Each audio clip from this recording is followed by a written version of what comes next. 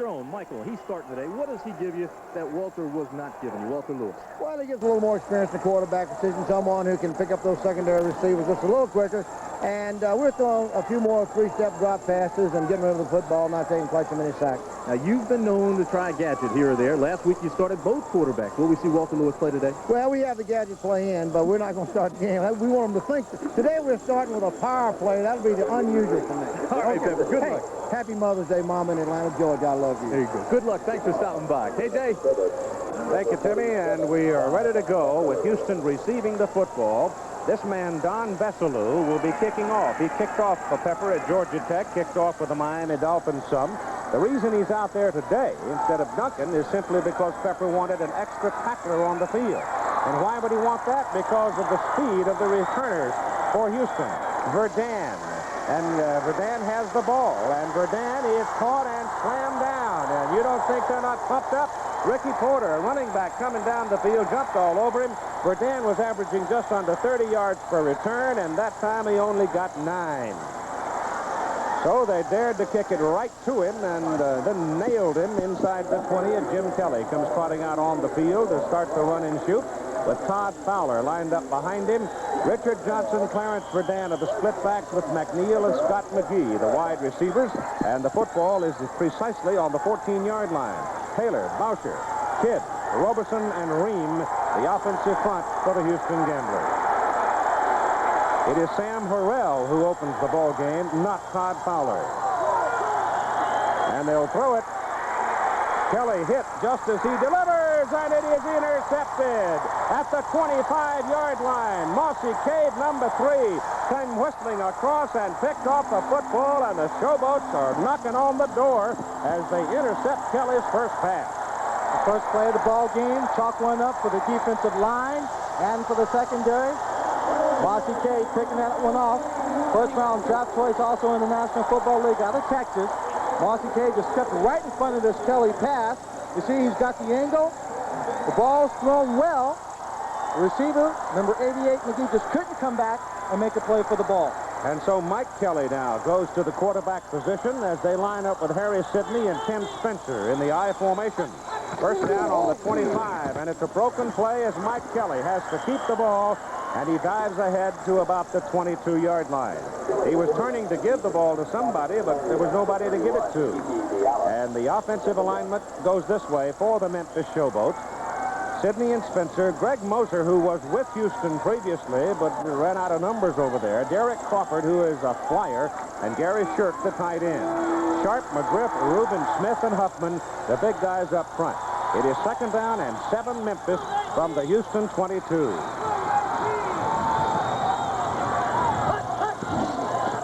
Mike Kelly to the air, throws too high. Pass intended for Greg Moser, 185-pound six-footer out of the University of Oregon. Yeah, Mike Mitchell covering on that play, Keith. He was open, and as you said, Kelly just got the ball up a little bit too high. The Houston defensive alignment, Cooks, Hughes, Taylor, and Caton getting feet back, a big help for them. The Hawkins brothers and Kika Diallo, the linebackers, and the secondary, Mitchell, Lewis, Myers, and Bradley. Luther, of course, the veteran. Spencer out, Ricky Porter is in on 3rd and 7. Ricky Porter out of Slippery Rock, and back goes Mike Kelly. Good protection, goes underneath with it. Pass caught by Harry Sidney out of the backfield, and Harry is knocked down around the 16-yard line. So Pepper Rogers got to make a decision now. Does he go ahead and go for 3 on 4th down, or does he try to stick it in the end zone? I think with the kind of strength he has on his offensive line, Keith, he might as well go ahead and take the chance here. Houston can put up a lot of points on the scoreboard, and you're not going to beat them just by kicking field goals. You have to get 6 points on, make the touchdowns, take advantage of every opportunity because they can come back at you very, very quickly in so many different ways. He needs about 1.5 yards on 4th down. Double tight end alignment. Van Heflin replacing Mark Rao. The ball goes to the deep man. The dive by Porter, and Porter is short of the yardage needed. They have hit him at the line of scrimmage and stopped him a couple of yards short, and the ball will go over. And the Gamblers have got to feel that they dodged the problem right there. Keith, I think that was inexperience there. There's no hole. Whenever a guy has to go through a situation like that, look how high they're blocking in front of him.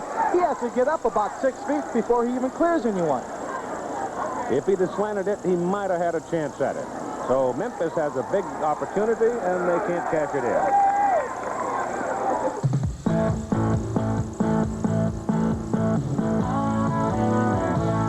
Where I come from, folks stand proud and tall. They'll look you right in the eye.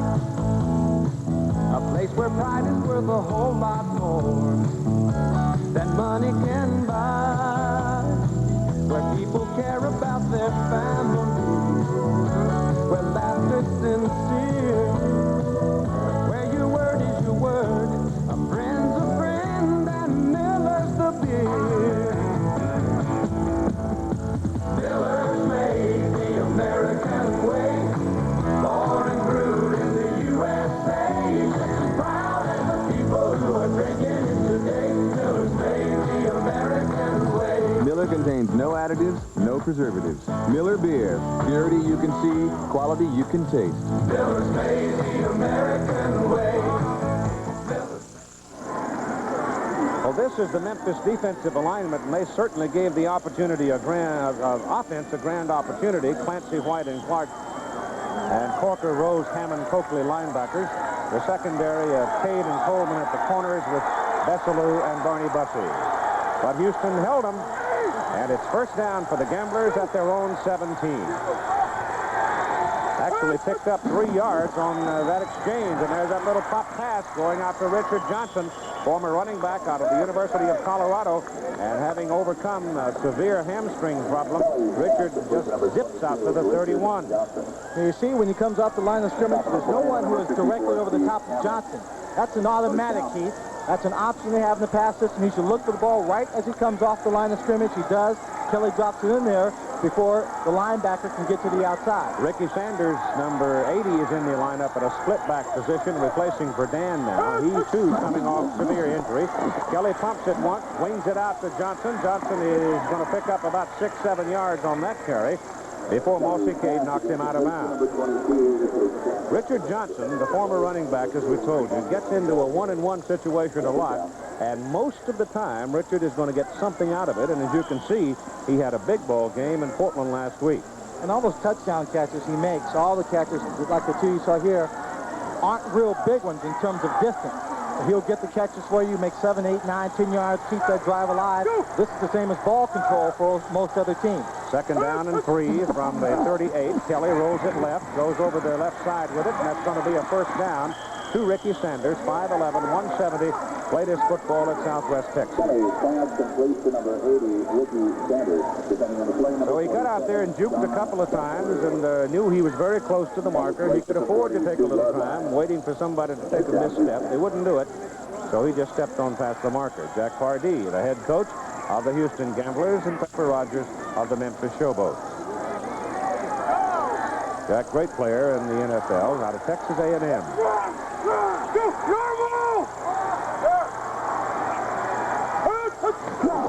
Kelly again, very quick. Sanders a little bit high to Ricky, and he couldn't pull it down, get it under control. He had flooded that zone, and he chose the inside man, and the ball was just a little high to him. Keith, the Memphis Showboats have a little bit of an advantage coming into this ball game, having already played the Denver Gold, the only other team that runs a run-and-shoot offense, so they have seen it to some degree. They also have Greg Moser on the offensive team, who played for the Houston Gamblers, so he's been able to give the secondary some insight into what the system is all about, so they should be very well acquainted and play it as well as anyone. Little pop pass to Sanders. Ricky Sanders is caught by the linebackers short of the first down. He gets up close to the 48-yard line as the inside backers Hammond and Coakley got him. I'll tell you one thing, you better be quick when he gets in there between you. Oh, the secondary is giving him room. You see right here the cushion the safety people are giving, and the corners are off.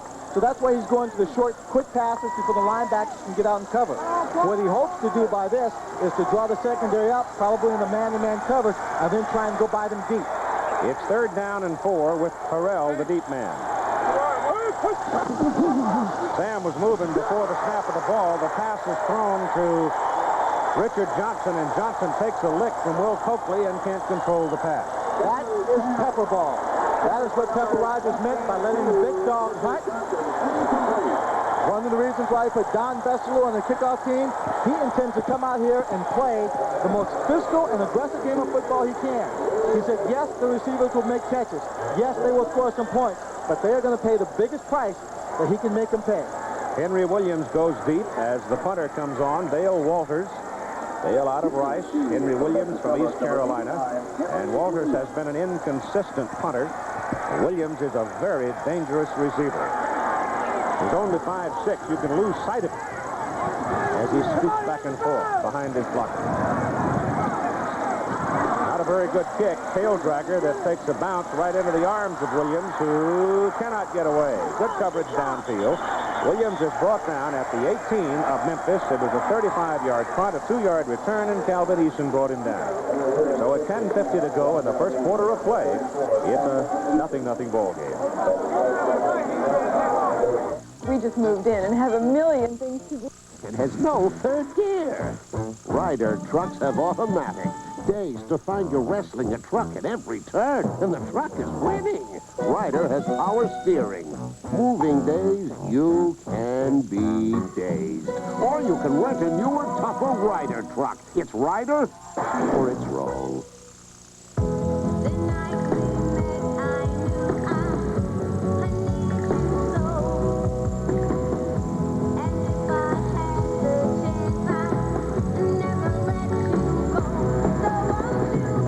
The Mercury Topaz to hold today's family as well as it holds the road. And that's just the right shape for you and your baby. Happy birthday, Mom.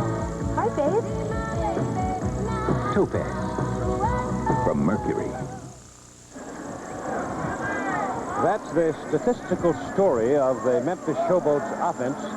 But they had a grand opportunity when Cade intercepted Kelly in the early going of this first quarter and did not score from the 25 as they elected to go for the touchdown instead of the 3. Now they'll go to work from near their 19.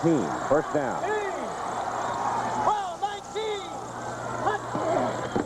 Mike Kelly will go to the air early here to Moser, and Moser gets just past the marker and out of bounds around the 31 for a first down in front of Mike Mitchell.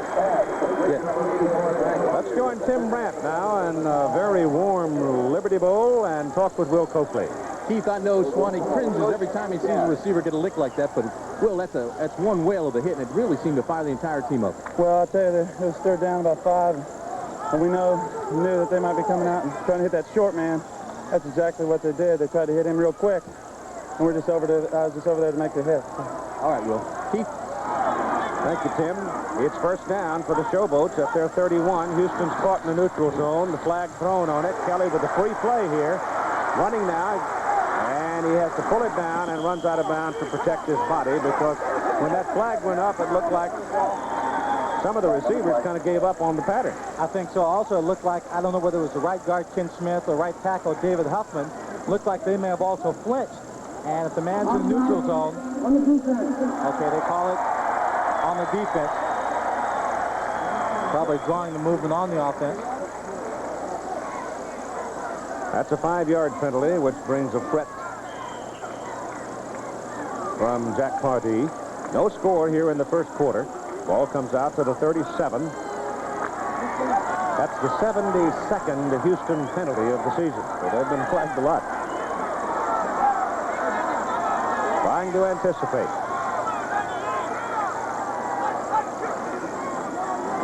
Ball is handed off to Tim Spencer.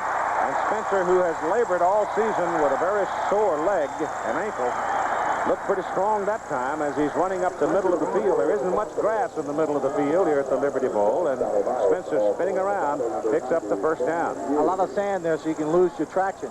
Tim Spencer told Pepper Rogers that he feels good, he wants to play more, and Tim Spencer's the kind of back who has to carry the ball 15 to 20 to 23 times a ball game to start feeling good. He gets stronger. A lot of running backs do that. Out of Ohio State. It's first down. The ball is just over the 45 as Mike Kelly again drops and throws underneath. Nope, didn't either. He went outside to Derek Crawford, and Crawford out of Memphis State Derek Crawford, perhaps in sheer foot speed, is as fast as anybody. Derek Crawford runs about a 4.3, 4.4 in the 40-yard dash. Right here, he's got Will Lewis, number 24, who'll be playing underneath, and Will has his back turned towards the ball. Very good pass by Kelly. Throws it right by his head. He's looking in the backfield, and the ball's already gone. Then there was number 37 coming over, Tommy Myers, the free safety, to put him out of bounds and stop him from scoring a touchdown. And the Showboats are first down at the Houston 39.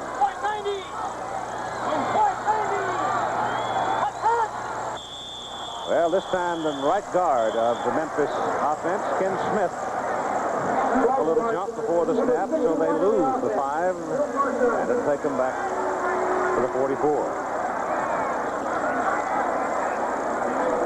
Take a look here. He just got off a little bit early on the snap count.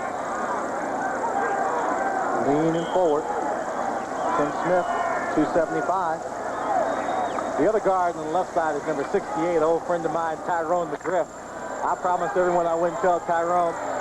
Got up to 325 pounds during the offseason, but he's down considerably now. I think it's about 290.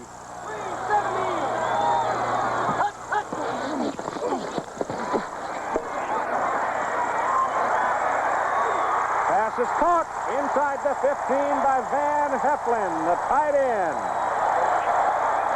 Penalty flag following the catch. First-year ball player out of Vanderbilt. Same school that Coleman, cornerback on defense, went to. That's a pretty good catch. They were all over it. Great catch. A very good pass by Mike Kelly gave him a chance to go up for it. Bill Parkinson, the referee.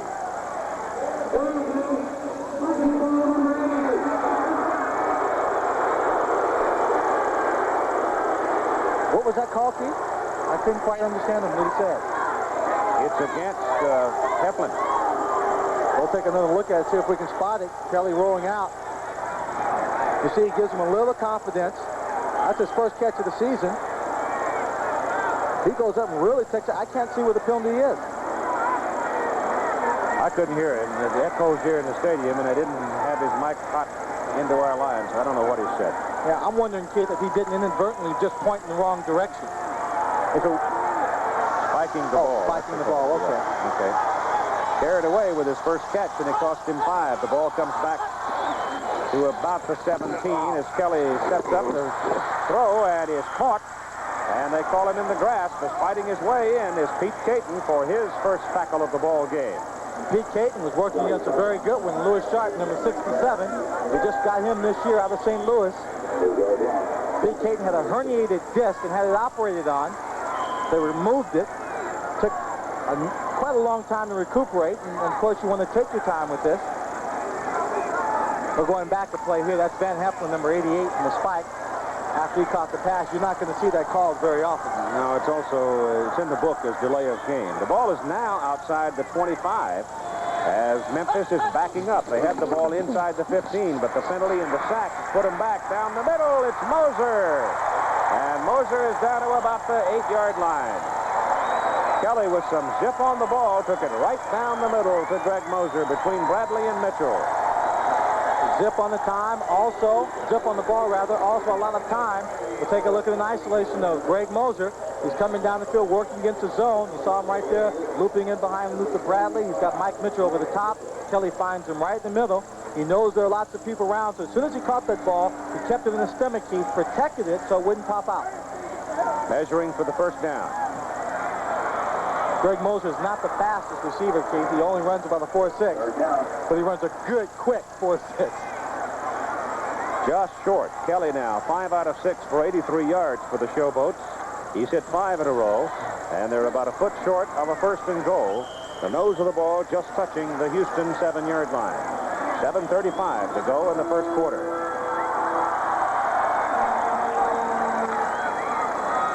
Now they've got Spencer in there at the deep spot with Harry Sidney lined up in front of him. Both tough runners. Give it to Spencer, and he's got the first down as he slants it right and goes inside the 5. It'll be first and goal for the Memphis Showboats. They're playing excellent football. Most of the players have told me that this was the best week of practice they've had all season long. Everybody very confident up, ready to play this football game. They're somewhat embarrassed by the last time they had played Houston when they really had their shorts handed to them in that ball game. 37-3. Ooh. Well, their big win of the season may have come against the Birmingham Stallions here a week ago Friday night. They popped them 38-24, and it wasn't really that close. Birmingham has the #1 defense in the USFL. Kelly rolls it left. Got a man in front of him. He'll keep it and score.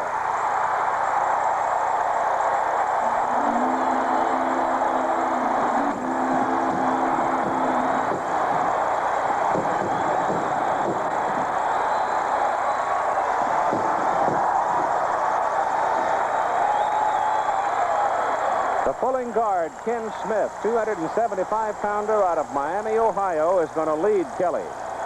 Now, Walter Lewis is number 10 backing up Kelly. He's a man known for all the foot speed and running with the football, but Kelly is not afraid to take it. Did a real good job reading the block by Ken Smith. He took the man to the outside. He cut up inside, took a lick, got the touchdown. Alan Duncan for the extra point. It is good. Well, Memphis was down there knocking on the door early at the 25 and couldn't do anything with it, so they come back to their own 19 and then march it downfield, 81 yards for the touchdown. And at 6 minutes and 31 seconds to play in the first quarter, the Showboats are out on top 7-0. And when you get out in front of the Houston Gamblers, that's a very, very important thing. It's the one thing you don't want to do is get behind against Houston.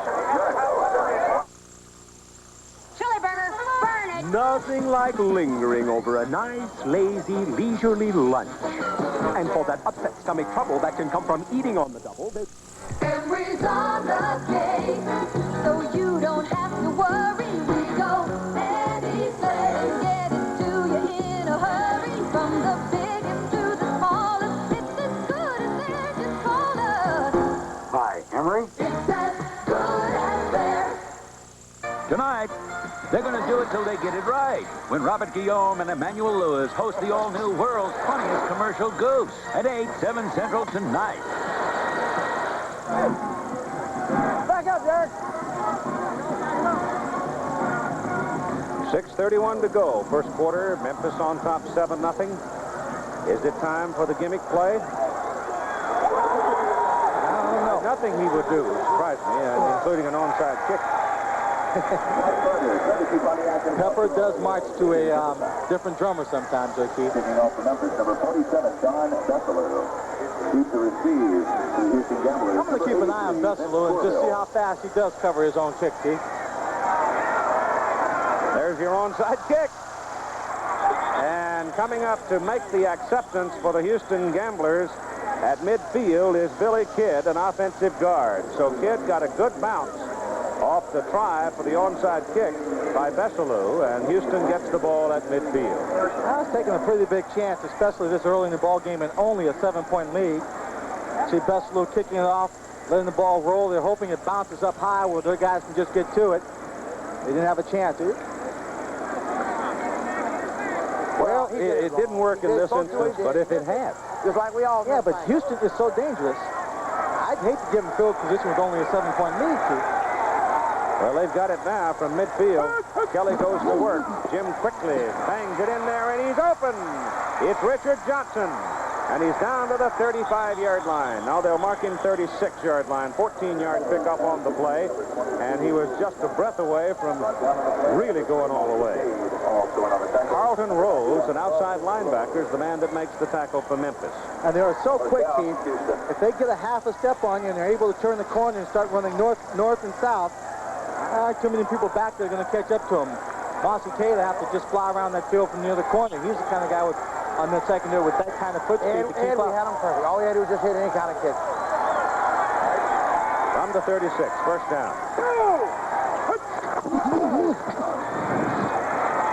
Ball juggled by Ricky Sanders, but he holds on, and it's a short game. And there was, at that time, very good coverage. Barney Bussey was up there, but didn't get a chance to lay a lick on him.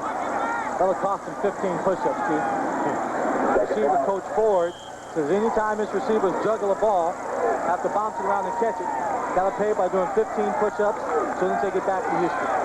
The Tampa Bay Bandits, leaders of the Eastern Conference, have gone out 7-0 over Jacksonville in the first quarter.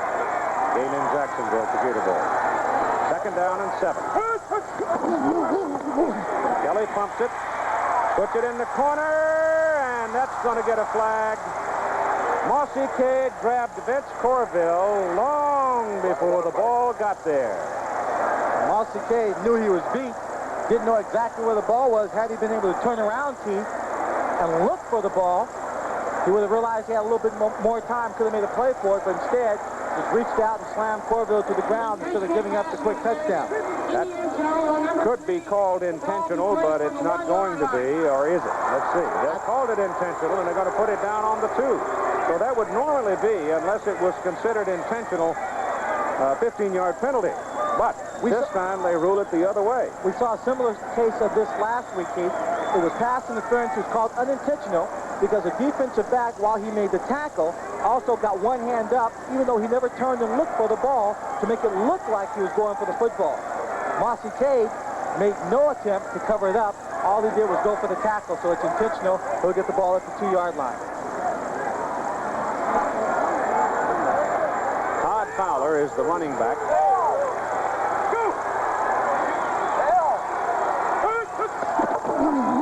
Kelly throws in the end zone, and it's batted down and almost intercepted. He's lucky to get that one back. Arnie Bussey, I think it was, flashing across the middle. 200-pounder out of South Carolina State.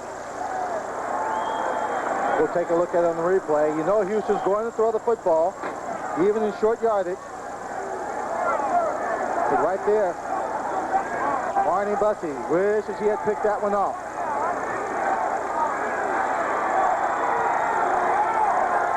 Second down and goal.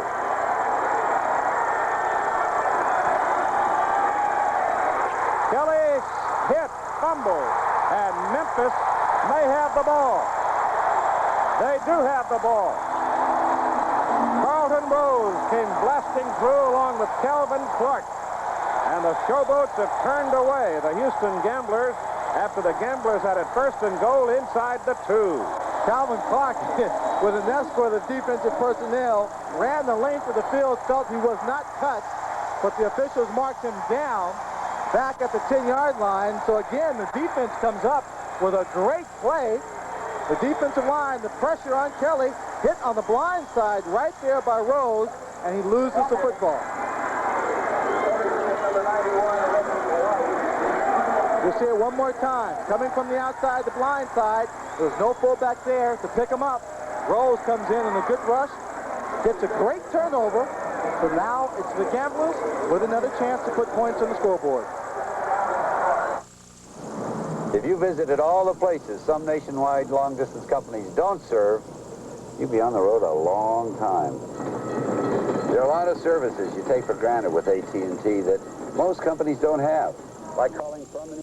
American Express traveler's checks. Are you sure we don't have to do anything else? But now we can have a refund delivered right to them in under 3 hours. Maybe we should just go make another call in case they don't know. So they won't miss a minute of their vacation. Mr. Webb? Yes.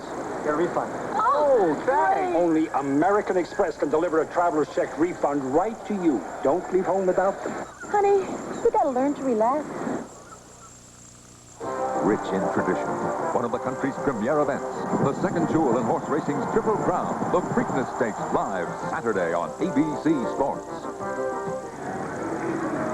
What would you have guessed that Houston wouldn't score first and goal inside the 2? I thought, Keith, it was a sure thing. But defense came up, and it's a pressure, pepper ball, an attitude, whatever you want to say, let the big dogs hunt. That time it was Rose who caught his prey. They have to be a little preoccupied with guys like Reggie White and Sam Clancy in the defensive trenches, too. And Corker. Yep, and Corker. Anthony Parker now is lined up in the I-back. They give it instead to the up man, and that's Spencer. So Spencer plays, no, it's Sidney. Now it's Parker. I'll get it right yet. Parker plays in the up position instead of Sidney, so they alternate at that position. Memphis now is flagged for a motion penalty. Spencer would be the deep man. Parker is a 205-pounder, and he, too, played at Memphis State, so he's playing in front of the home folks. Coming into this ball game in the area of takeaway giveaways, Keith, Houston led just by 1 over Memphis. They had a +4 and Memphis had a +3. Well, with those with the 2 interceptions, the interception and the fumble, that puts Memphis up at a +5 and drops Houston down to a +2. And it's quickly becoming the story here in the first half. And it's 1st and 15. The ball is back at the 5. Kelly hands the ball to Tim Spencer. And the former Buckeye is up to about the 8. So it'll be 2nd down and 12. They don't play many day games here in Memphis. They don't have any more the rest of this season. And they don't play many Sundays either. But there's a good reason for it, because it's hot in the daytime here from now on. Hot, sticky, and wet. Humidity is high. That keeps Tennessee green. Better under the shade trees than out here bumping helmets. Mike Kelly on 2nd down. Plants at the goal line, throws underneath. Pass caught by Anthony Parker. And Parker's thrown out around the 10. And I mean the 15. So now they're still, the original possession was at the 10, so they've still got to get the ball just over the 20 in order to get the first down. The third quarterback for the Showboats, Keith, Gary Huff, played in Chicago when Jack Pardee was there. And looking at the Houston defense, he said it's the same as the defense they played in Chicago. So he has a very good feel for this defense. I think was able to communicate that knowledge to the offensive team. That's Lewis Sharp there. He's got a microphone in his helmet for this ball game. They put in 3 wide receivers, spin around and hand the ball to Anthony Parker, and Parker can't even begin to get started as the middle of the defensive front was there to get him quickly, and it brings up 4th down and the punting situation for Memphis as Bob Grupp comes trotting in, and Gerald McNeil, whose double poison on the punt return, goes deep for the Gamblers. Early in the season, it was about the same spot on the football field down in Tampa. He ran one back for a touchdown. Bob's got to get a good high punt, let his people get down to cover. Grupp is averaging right at 41, and is capable of good hang time. Pressure on him. Not a particularly good kick, but it should take a Memphis roll, and it does, and rolls inside the 40 and on down to the 35. So he gets more out of it, really, than one might have thought. A 52-yard punt, but there was tremendous pressure as he came back. Watch how close it comes to being blocked. Guy in the air right there. If he left his leg out there a little bit, Keith, might have gotten hit. And a flag and retained possession of the ball, but there was a flag thrown on the field. The flag was up beyond the line of scrimmage, thrown by a linesman. So it probably means somebody got off the mark too soon. Grupp's going to have to do it again. It did not involve the kicker. I don't see how anybody could have gotten off the line too soon on that one, because he had to get it off awfully quick. That's right. God almighty damn. I know how you feel, Pepper. Ain't no fun having to kick it all over again when the first one was pretty darn good. 52-yarders don't come that often. It was man down too soon. Bob Grupp also has to be a little bit concerned about the kind of pressure he received in the last punt. Let's see if he gets it off a little bit faster, gets it up a little bit higher. That last one was only in the air about 2 seconds. He has no pressure this time as Houston fields back for a return. McNeil's got to let it bounce. It's short, takes it at midfield. Got a block on the corner. And down he goes at the 32. It was a saving tackle by Harry Sidney.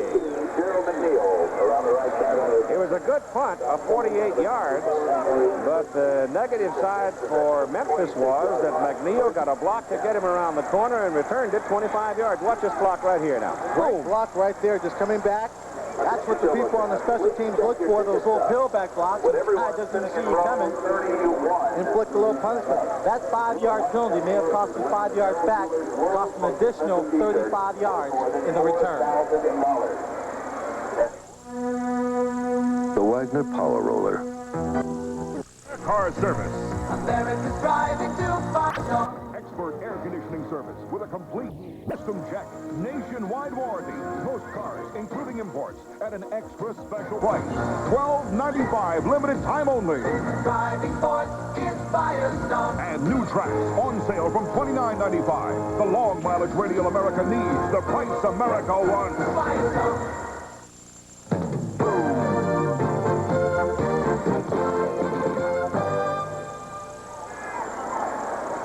The feature event on ABC's Wide World of Sports next Saturday will be Carl Lewis in the long jump. Of course, every time Carl Lewis goes to the long jump pit, they start advertising and publicizing world record attempts because the man is that capable. You never know.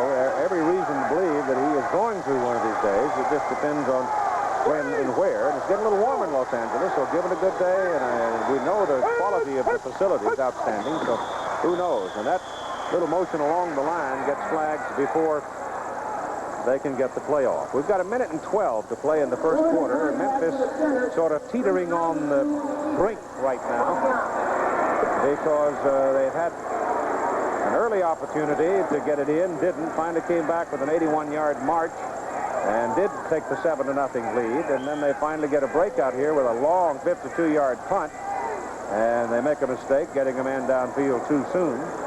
And now they've just been flagged again. So they've been hit with 6 flags for 57 yards here in the first quarter. Got off to a great start. Ball is on the 21. It's first down and 5 for Houston.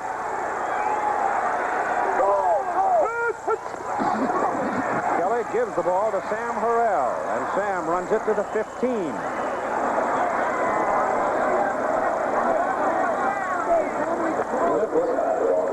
Basic defensive linemen, 3 down linemen, 4 linebackers, and all they're saying is, we're going to give you the same kind of defensive front that you'd see if we're playing against New Jersey and Herschel Walker. We're going to just take the run away from you. And, you know, not that Houston's going to run an awful lot. It says we're just going to definitely take it away from you and come after you. That was their first running play of the game. It resulted in 7 yards and a first down. That's the 15. Kelly back, gets it off quickly, throws it a little bit behind Clarence Verdun. Yeehaw! Verdun is thrown down rather quickly. Short of the line of scrimmage, or did they give his mark upfield? No, they marked him just about the line of scrimmage. Don Besselou, the man comes up and makes the play. Number 47. Played for Miami. Now, he reminds me of something I was watching yesterday at Teenage Rodeo right next to the stadium here. It's like one of those young kids wrestling a steer down to the ground. Everybody I know that played 47 was a tough player, too. Bill Blunt, Pittsburgh. First quarter's over. And after one period of play at the Liberty Bowl in Memphis, the Showboats, the home team, have a 7-0 lead over the Houston Gamblers. This is today's Chevrolet. Live it. Around here you tell a friend's a friend. When you need him, he's there. There's still a place where friend is a word you take seriously, where beer is beer, and the brand is Miller. Miller's made the American way. Born and brewed in the USA. Just as proud as the people who are drinking it today. Miller beer, purity you can see, quality you can taste. Miller's made the American way. At center, basketball's premier. You know, there are more and more places today where you can't smoke, like here at the game. But when I want tobacco pleasure, I still make out like a bandit with beads. Skull Bandits. Skull Bandits is tobacco in a neat little pouch. You don't chew it. Just put one between your cheek and gum and enjoy the refreshing taste, wherever you are. I like the wintergreen. My buddy goes for mint. So when you can't smoke, you can still make out like a bandit with Skull Bandits. The little pouch of tobacco pleasure. Good looks require strength. Whoops. Yeah. Certainly good looks in bathtubs require strength to stand up to life's hard knocks. That's why Owens Corning fiberglass tubs have rugged, chip-resistant surfaces and color molded all through to help them stay beautiful all through the years. Durability is a must in this rough and tumble world. Owens Corning, our building products put your house in the pink. The other key games of the Eastern Conference today, Tampa Bay, the leaders, leading Jacksonville Jeffersonville 7-0 in the second quarter of play. And Baltimore, New Jersey is scoreless. Game being played at Giant Stadium in the Meadowlands. The ball is marked just inside the 15. Second down and about 9 for the Houston Gamblers as we start the second quarter of play. Jim Kelly hit as he started his motion downfield. That's got to be an incomplete forward pass. Parkinson signaling it was. The arm was moving forward. They got pressure from the backside from number 90, Sam Clancy. Came charging in. He'll be coming in from the left of your picture right here. Kelly with his back to him. He'll get picked up by someone here. I think it was Scott Boucher who picks him up right here, but he's able to just get his hands on the body. Sam Clancy was at Pittsburgh and gave up his senior. He quit playing football his senior year and concentrated on basketball, and then was with the Pittsburgh Maulers a year ago. Had a hamstring problem that's been bothering him for 2 years. Third down for the Gamblers. Kelly's pass into the corner, incomplete, intended for Johnson. Besselou broke it up.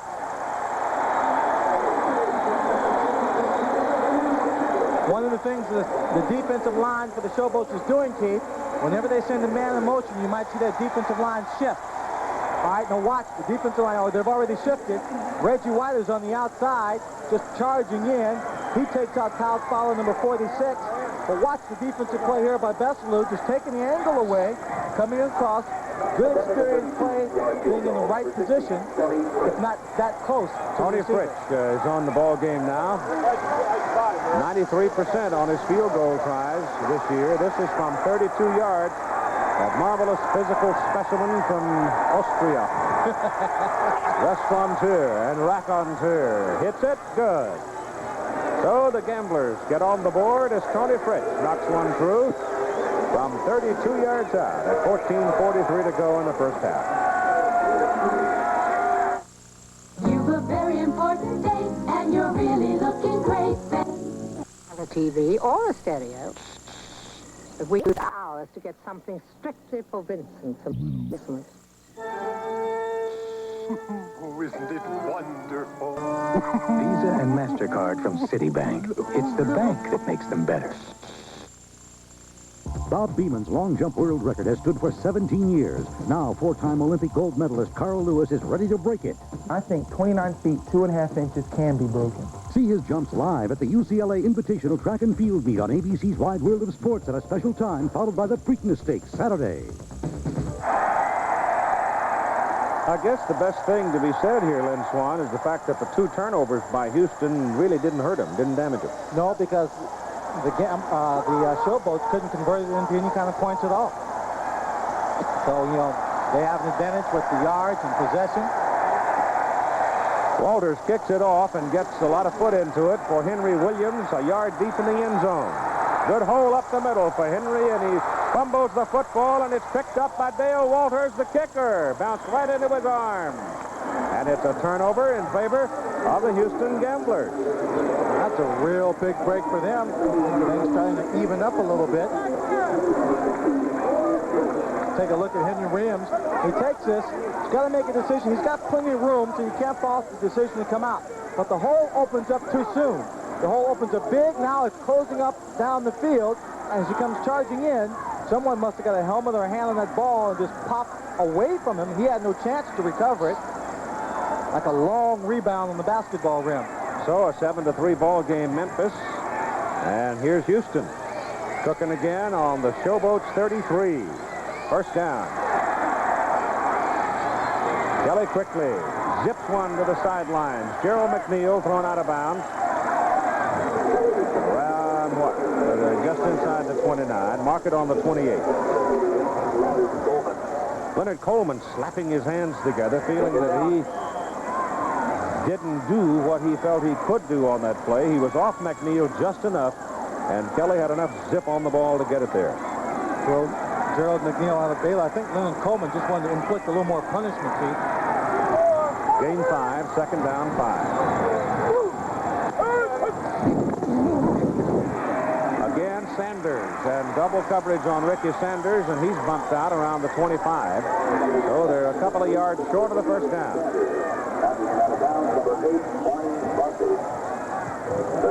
We're quickly seeing that Houston has to stay with a very short and very fast passing game, Keith, because Kelly is not getting the time to go deep.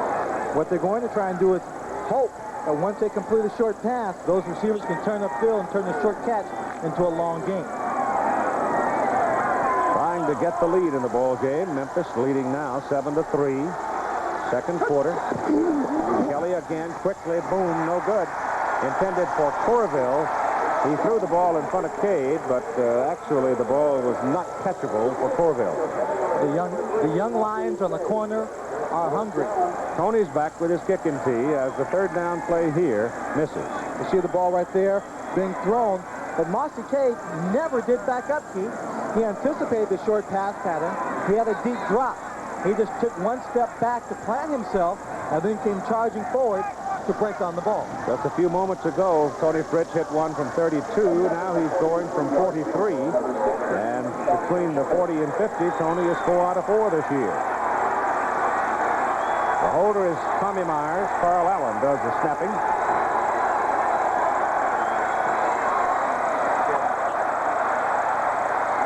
And he got it.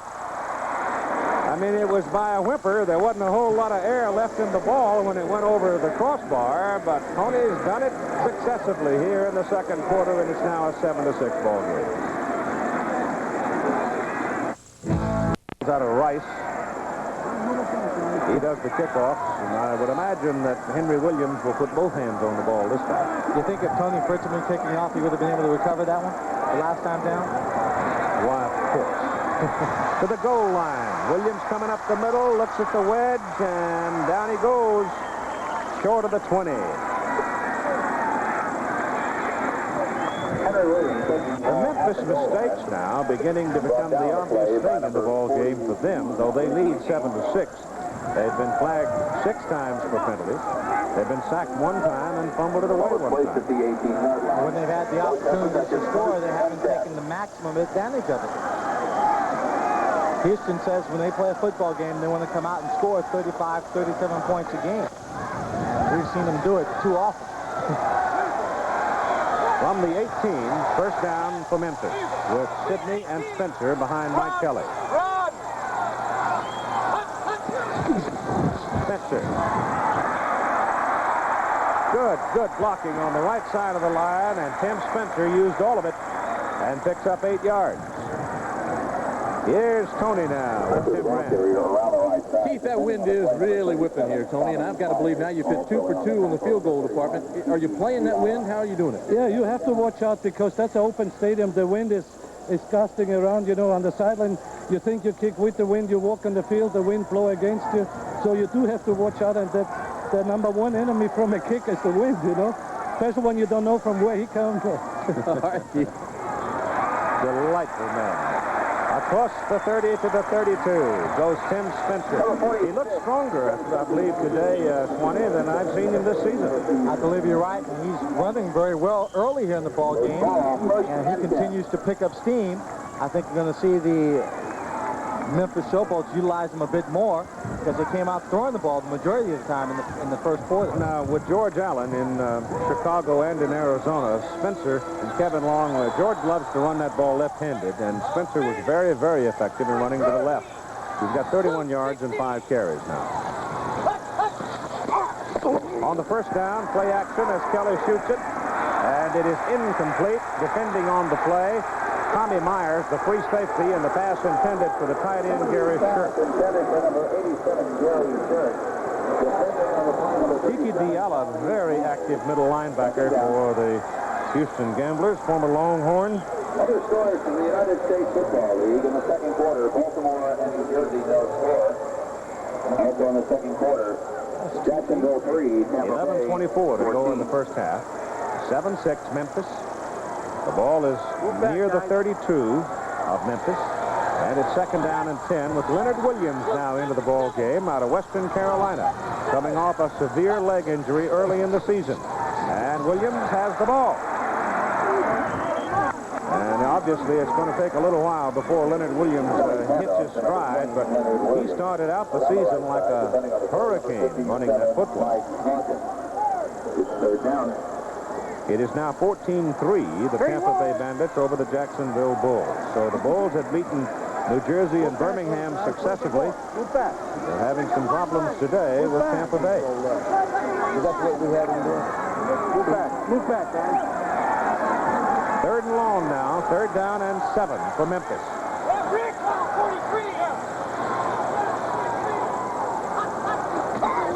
Back goes Kelly. Oh boy, is that complete? Yep. I don't know how in the world Greg Moser caught it, because I thought Mike Mitchell was going to have it and headed the other direction with it. But he went apparently right through Mitchell's arms, and Moser grabbed it and hung on. But it is short of the first down by a yard and a half. Mike Mitchell came up on a real tight coverage, jammed him about 3 yards downfield, really destroyed the pattern for the most part. But right there, Greg Moser just reaches out, takes it away from Mike Mitchell. That's a heck of a catch. A great catch. Preventing an interception. But still short of the first down. Rupp is in. His first kick was 52, wiped out, came back with a 48, but McNeil returned that one 25. And McNeil is deep now, and that wind may be in his face in this direction. Let's see what happens to the ball. Well, it's a good high hanger, and the wind is in his face. It kind of hangs up there, and the ball goes out of bounds. McNeil racing toward it. What happens when you get a ball that doesn't have a tight spiral, it's sort of knuckling up there, and that much wind, it just falls straight down, sometimes falling away from you, and McNeil, who can run about at least a full 440, just never really got to it to make the catch. Parental discretion advised. Pepper Rogers and his Memphis Showboats right now leading 7-6, 9:42 to go in the first half. Houston Gamblers have the ball, first down at their 33. Houston's starting position, 20 in the game, has been their own 14, their own 17. Then they started getting lucky. They had one at the 50, one at the 26. Now they're sitting at the 33. Kelly gives the ball to Todd Fowler. Fowler bounces off the first row of tacklers. Bangs his way across the 45 for a first down. All they did was start the same kind of rollout action they've been using early in the ball game, but this time they gave it to Todd Fowler. Let him cut back against the grain, and Todd Fowler looks for people to run over, likes to inflict punishment. Of course, last week he got the short end of the deal, coming across the middle. Took an elbow in the head, got 8 stitches in the side of his right eye, and a concussion. He was out of that ball game quickly.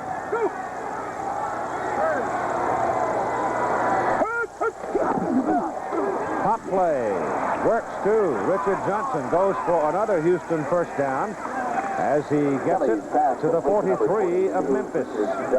That is so quick. You just can't do anything about it. Yeah, so quick it almost got Will Corkley and Don Besselou in a little trouble. They both tried to hit him. They missed him. They almost get each other. Right there. Who was that that came flying in there? Was that the human projectile? Barney Bussey. Barney Bussey. Reminds me, he went to South Carolina. Reminds me a lot of Donnie Shell, who also came from South Carolina State, and he's just a mean hitter. One time he had Hugh Campbell. Broke 2 of his ribs in one game, one shot. Kelly is caught.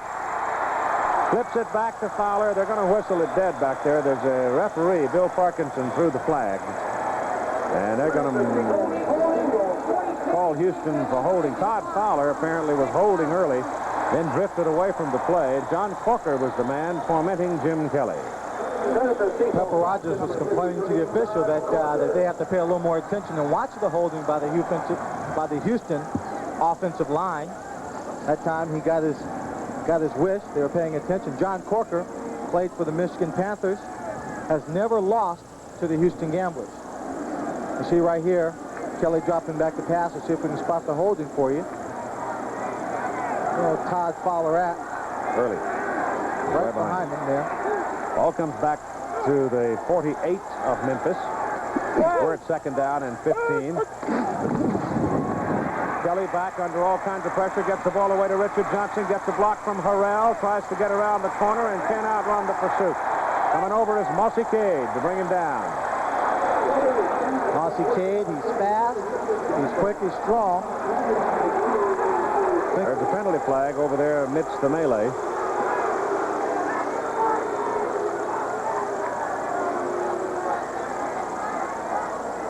The way Cade is standing, he doesn't like what he's hearing.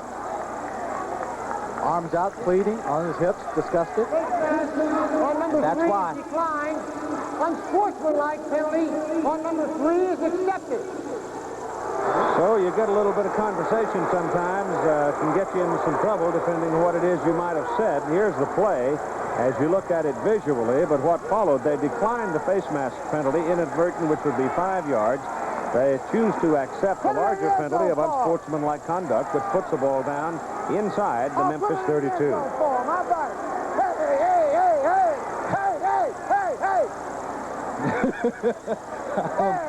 I don't know all those gestures mean, except he's not too happy with the call. Keith, I couldn't see the face mask call. I didn't see it either. Johnson, he may have had his back to us, and maybe he just reached over and brushed along the side of it, but it didn't look like his head bobbed at all from grabbing the face mask. Pepper's hot. Kelly gives the ball to Harrell, and Sam breaks it pretty well. He's close to a first down, maybe a yard short, just inside the 24. Vesselou and Calvin Clark bring him down. Reggie White haven't called his name yet today. They've been handling the big nose tackle pretty well. Reggie was a defensive end when he played for the University of Tennessee. He likes playing on the outside as opposed to playing on the inside. Takes advantage of his quickness. He's up just 285 pounds, added on a few pounds, got married about 4 months ago, and so it's that good home cooking, Keith. They put it on the 24. It's 2 yards short of the first down. Second down.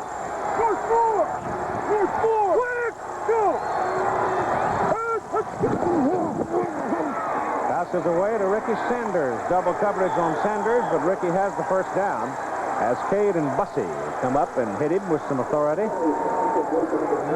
With Jim Kelly not having a lot of time to drop back and throw the football, cornerbacks are playing the receivers very tough in terms of coming up, making the aggressive hit.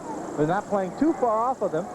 If they start playing a little bit closer, Keith, I think you're going to see them getting their hands on the ball more often, maybe picking off a few more of Kelly's passes. I have the feeling, though, and I haven't even looked at the clock to check the actual time, but 5:45 to go. Houston seems to have had the ball a lot here in the second quarter.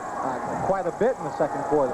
They've driven down the length of the field, handling them well, but they still have not come away with any touchdowns. 2 field goals. Fowler's back in the setback position. First down from the 20. Give it to Fowler. Pretty good run by Todd, who will be going to the Dallas Cowboys next year. Runs the ball inside the 15, close to the 13. One of the things that's happening, Keith, is that number 53, you see him right there, John Corker, takes himself out of the play by the angle which he rushes. He rushes upfield looking more for Kelly than for any handoff coming in underneath. His angle is bad, therefore he can't make the play. Fowler picked up 7, second down 3.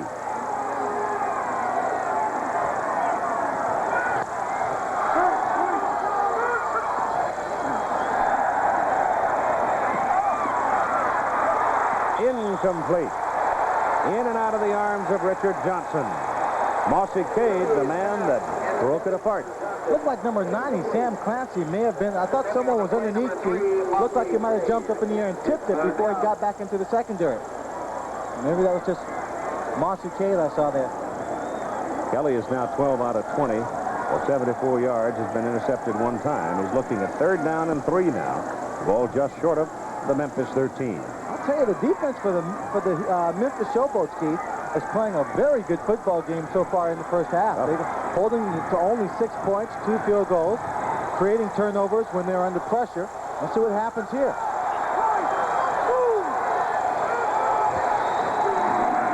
Give it to Fowler, and Fowler gets the first down. As Todd Fowler out of Stephen F. Austin College, running hard, is inside the 10. They put him at the 8-yard line, so it's 1st and goal to go for the Houston Gamblers. It's the 2nd time in the game they've been down in this neighborhood, a 1st and goal. They had it after an intentional pass interference call inside the 2, but then Kelly was blindsided and fumbled it away. You see right there, Corker, caught again. Johnson, number 22, is in motion, just gets underneath and makes him go up in the air, but again, Corker was running to the outside. They hand the ball off to Todd, who goes inside. Kelly, incomplete. Intended for Richard Johnson, and this time it's Leonard Coleman who is there to break up the play. Now they're going for the short passes. They're in deep. They're inside the 10-yard line of the Memphis Showboats. That compresses the field down. They're only working on a 20-yard football field. The corners can't go back very deep, Keith. They're going to be right there. They know the receivers can't run away from them. So perfect opportunity for them to come in, break on the ball. And right there, Coleman almost was there quick enough to pick it off. Corville and McNeil are the wide people.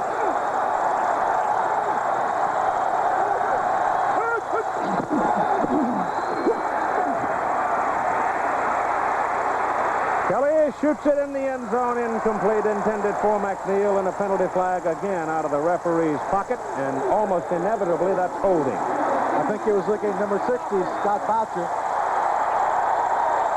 Exactly what it is, offensive holding. Gerald McNeil, number 13, you saw him for a brief moment there, a little upset. Why? Because when Kelly was scrambling around looking for a receiver, somebody came over and hit Gerald McNeil, took him right down to the turf when he was well beyond the 5-yard chucking zone. Ball was not in the air, however. Defensive back didn't get caught, so Gerald just talked it up.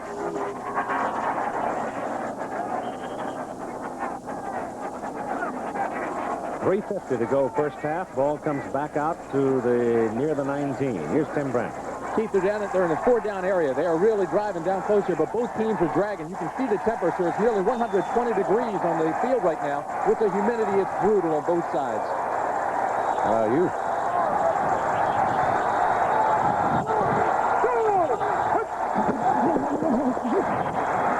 Kelly dumps it off to Harrell. Harrell is hit before he can turn it upfield by Steve Hammond, and the former Demon Deacon takes him down. Sam Clancy, basketball player from the University of Pittsburgh, turned back to football, was a man applying the pressure to Jim Kelly.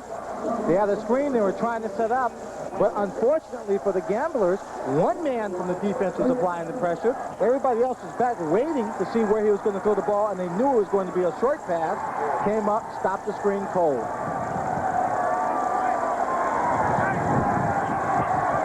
Happy Mother's Day, Mrs. Swan. Mama, I hope you're watching. From the 20 now. 3rd down and goal. Remember, they were penalized from the 9. Kelly this time has protection, now runs out of time and throws it out of bounds. He had Vince Corville hovering in the corner of the end zone, but that ball was almost in the seats. So once again, the Memphis Showboat defense does the job. Certainly do. Under pressure. Houston Gamblers are usually very, very tough when they're in close to the end zone. And then stopped 3 times in this ball game. Out comes Tony Fritsch, who has kicked field goals already of 32 and 43 yards. This one is from 37. It will, if it's good, give Houston the lead.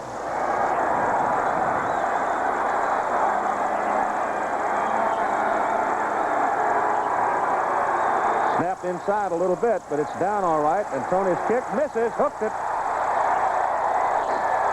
That snap was inside to the holder, and Tommy Myers got it down as quickly as he could, but the rhythm was gone by that time, and Fritsch, with enough leg, hooks it outside. And so it remains 7-6. Memphis. For over 60 years, people have trusted Rust-Oleum to protect metal from rust. Now, after helping protect things in yards across America, Rust-Oleum is hitting the road.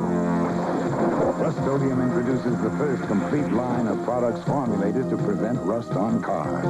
New body fillers, touch-up paints, even waxes. They all protect against rust so your car will look better longer. Nobody fights rust like Rust-Oleum. The enemy, heat. It can literally bake the life out of your tires. Hence the design for Vector, Goodyear's unique crisscross tread all-season radial hoop. So advanced, its radial construction works like a built-in cooling system to help the tire run cooler and last longer. The Goodyear Vector. It simply performs like no other tire in the world. In 1968, Bob Beeman set his incredible long jump world record. Now Carl Lewis says he thinks he can break it. See it live on ABC's Wide World of Sports Saturday. With the Black-Eyed Susans in full blossom, the 110th Preakness Stakes next Saturday here on ABC.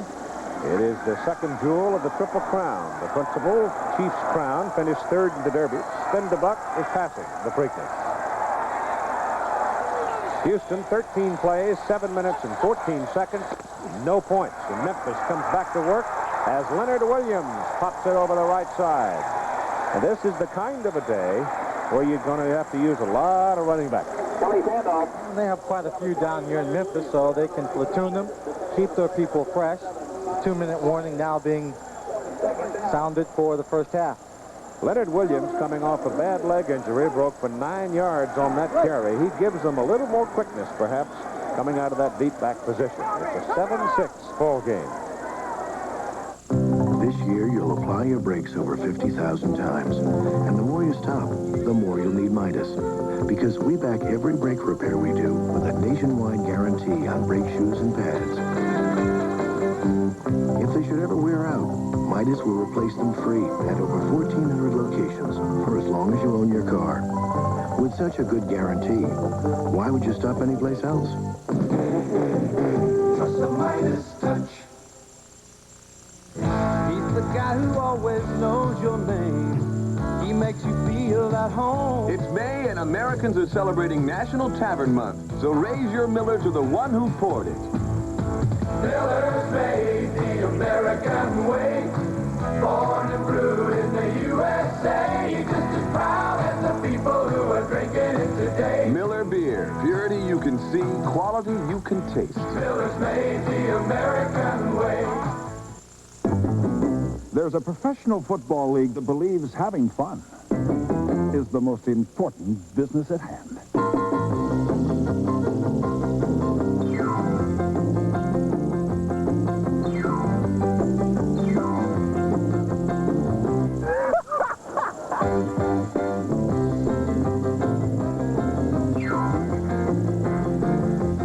The USFL, where football is still a game.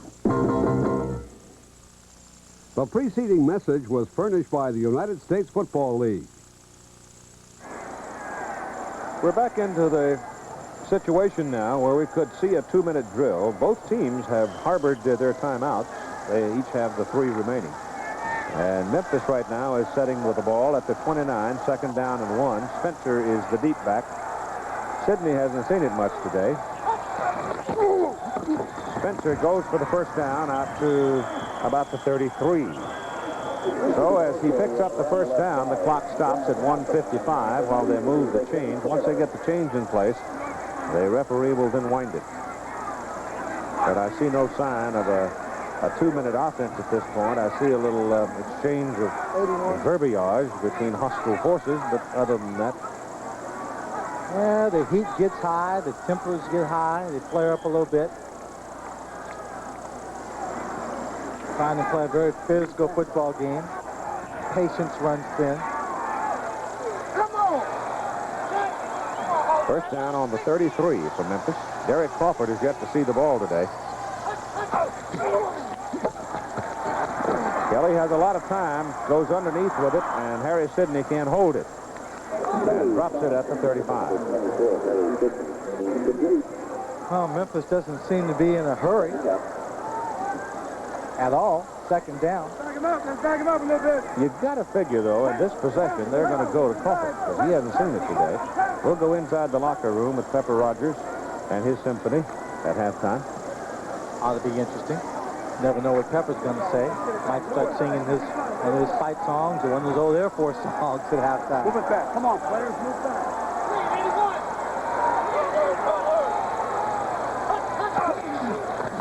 Second and 10, Kelly runs out of time, and he is brought down by Pete Caton as he runs it up across the 35. The clock is rolling along at 1:20. And looks like they're going to spend a timeout. Now, Houston is going to call time and kill the clock on third down and 8, because now they sense they could have some time here using their 3 timeouts to get off some plays. So Jack Pardee spending one there. killing the clock. Houston has not scored a touchdown. They've got 2 field goals, and Tony Frisch missed a 3rd try. Well, Grupp has not punted the ball very well this afternoon. When he did, it was only because it bounced and rolled along to pick up the yardage, and Gerald McNeil back there to return. If he gets his hands on the football, he might be able to give them an excellent field position on one play. Let's get back into the regular process. Pepper talking to his offensive people. Well, if you can judge the flag at all, and if in fact it has any meaning on the wind direction. Whipping around now, but I believe the impact of the wind on the punt going left to right would be to shorten it. Send one next to you. But the way he's putting the ball, I have him angle it, Keith, to a sideline because I just wouldn't want Gerald McNeil to get his hands on it. Nope.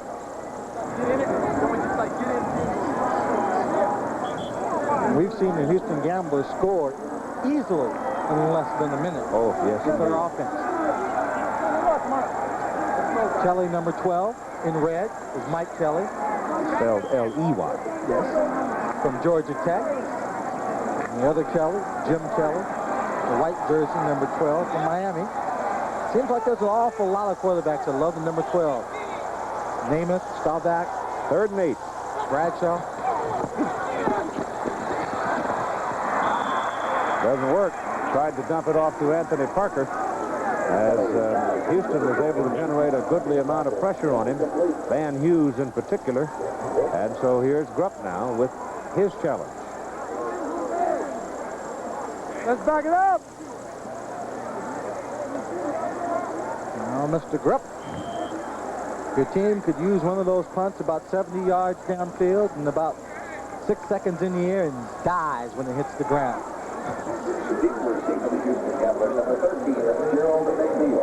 You were a punt returner. It's kind of hard not to get eager here, too, though, isn't it? Oh, it's not so much eager as you don't want to make a mistake. You don't want to get too far back. If it's short, you want to come up, make the fair catch so it doesn't get beyond you.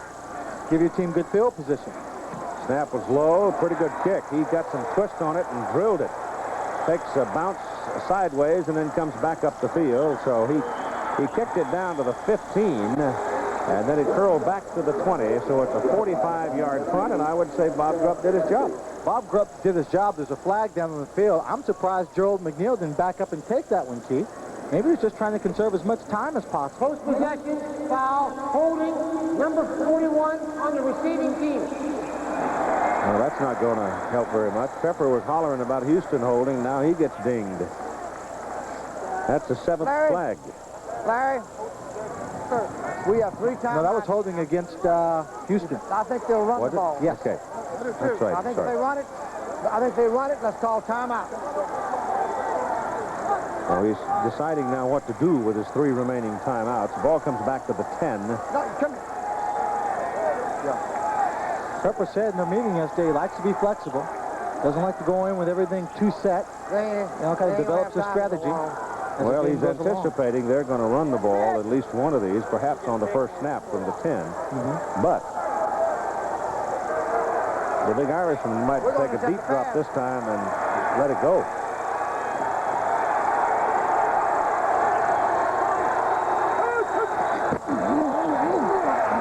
Now stays with the short stuff, working to the sidelines to Richard Johnson. And Richard steps out after a 5-yard pickup to the 15. And that's just like a run for Houston. This little short pass. Gets to the sideline, steps out of bounds. Doesn't have to use a timeout, but he picks up 6 yards on the play. Verdun is not in the game right now. Normally, if you think of Houston going for the big one, it'll either be McNeil or Verdun. Verdun's not in there right now.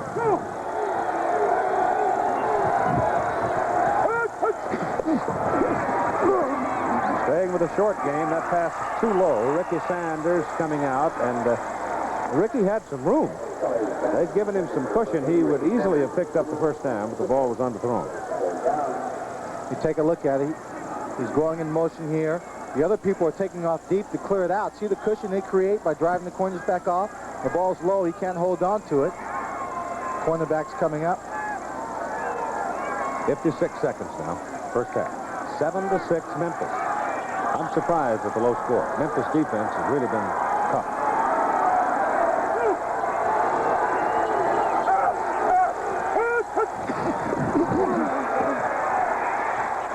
Intercepted at the 15-yard line by Will Coakley.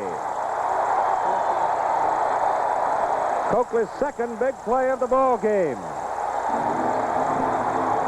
Number 90, Sam Clancy again in Jim Kelly's face, putting pressure on him.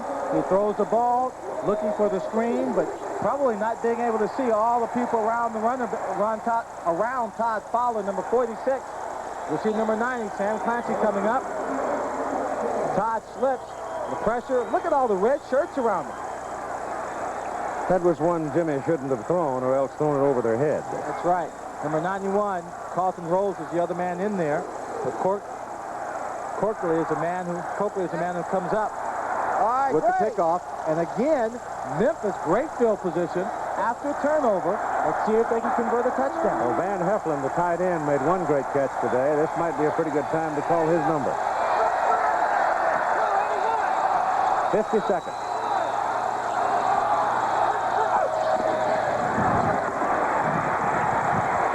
End zone, no. Almost, but no. Mike Mitchell defending against Greg Moser. I wouldn't be surprised to see him go back for that same play because Van Heflin was open. Van Heflin was open. Moser was open. Beat him on the quick slant coming across. Well, I think here Kelly just got the ball a little bit too late to him. He should have anticipated this one a little bit more. You see the ball being thrown right there. Threw it a little bit behind him also. And we get Gerald Bradley in, who's another wide receiver, so they're going all wide and taking the tight end out of there. Extra defensive backs in the game for Houston.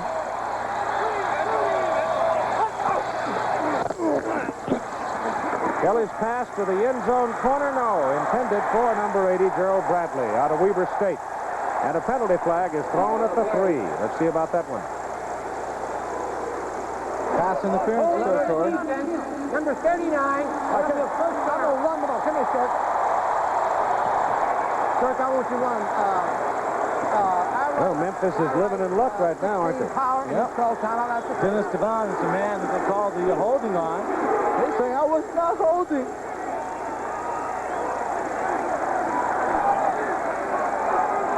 That's the fourth flag against Houston for 30 yards in the first half. Memphis has 7 flags for 72 yards. More importantly, it gives them the first down at the 10. 40 seconds to play. Run it with Spencer to the 5. Now they can spend the time out here and talk about things. And they'll have 2 left with 35 seconds to go in the first half. Memphis leading 7-6.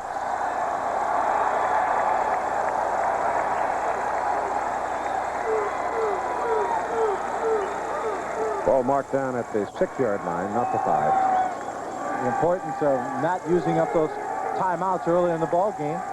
Pepper can use them here, give his team a little break. They can afford to run the ball, stop the clock if they don't pick up a first down, or if they don't score the touchdown. A 14-6 halftime score for Memphis would be an impressive. Impressive, yes, in as much as the Gamblers have had field position. They've been in position to score touchdowns, and defense has shut them down. Not that impressive when you consider what they should have had based on the turnovers they had early in the ball game. And a 14-6 ball game with a whole second half to play against the Houston Gamblers ain't a lot to sit back on your heels and be happy about. Jim Kelly having one of the rough halves of the year. He's had only 3 completions so far over 7 yards. Jim, we came out to practice yesterday. When he was warming up, I yelled at him, wanted to talk to him. Jim didn't want to talk to him yesterday. He said I'm bad luck. So he talked to me before a couple of games, and they lost, and he wouldn't talk to me. They all get superstitious sooner or later, Keith. Look out for Derek Crawford. Nope, they're going to stay with the ground game. And it's Spencer running for the corner, and he runs out of bounds at about the 3 or 4, which it just depends. It'll be marked in between the 3 and 4. And they still haven't shown the ball to Derek Crawford. No, they haven't. Harry Sidney could have really slowed up the progress on that play, Keith. He could have been called for a clip. He was looking to make a block for Spencer, but he had bad position. He had to just really hold back in order not to be called for a clip. They've got 30 seconds to play in the first half. Memphis, third down now, and goal. The ball is just inside the 4. They've got 2 timeouts remaining.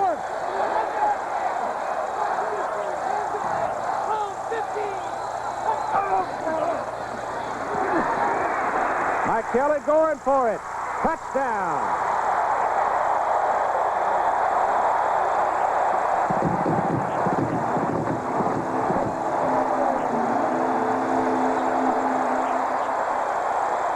Right between number 35, the left cornerback Mike Mitchell, and the strong safety, number 27, Luther Bradley. Mike Kelly had 2 receivers sprinting out, running a pass pattern. They had tight coverage over the top. Said, I can run it in myself. Did a real good job just slicing in between. So the Memphis quarterback now has scored the 2 touchdowns. And Duncan for the extra point. Moser puts it down for him, and the kick is good. With 24 seconds remaining in the first half.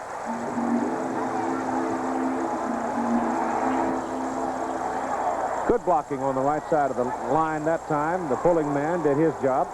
Now here you watch the pulling man there in front of Mike Kelly. Right there he gets his because you see Luther Bradley coming up from strong safety position. Kelly doing a good job of getting up in the air and away from Mike Mitchell, and his momentum is what really carried him into the end zone. Mike had not gone low, and Mike really shouldn't go low against the quarterback. No. To stay right up on him and challenge him right in the chest. They could have stopped him just short right here. But when he goes low, gives Kelly what he needs to get into the end zone. So Houston has 2 timeouts remaining. They've got 24 seconds to work with on the clock. Verdun will be the man they want to have this kickoff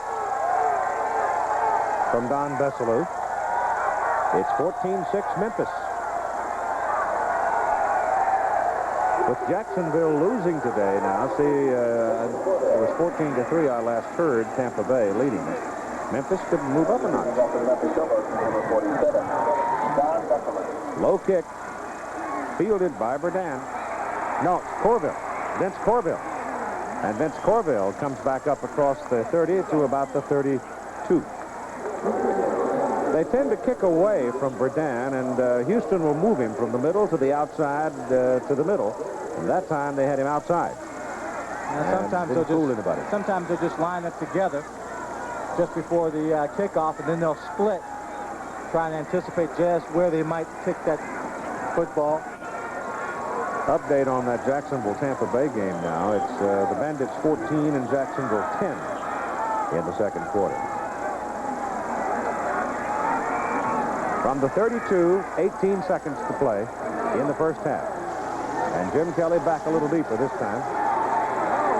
Everybody playing center field for Memphis, way back. And the pass thrown short to Harrell out of the backfield, and John Corker makes the tackle. That's the second timeout. 9 seconds left. He had all the receivers going deep, looking for a big play.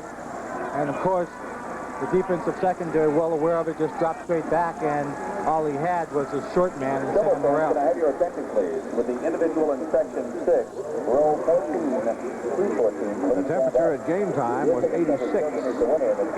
That's walking around in the open, down inside the bowl, as Tim Brandt told you a little while ago, up around 120. I think Timmy fainted. No, he's down there sweating somewhere.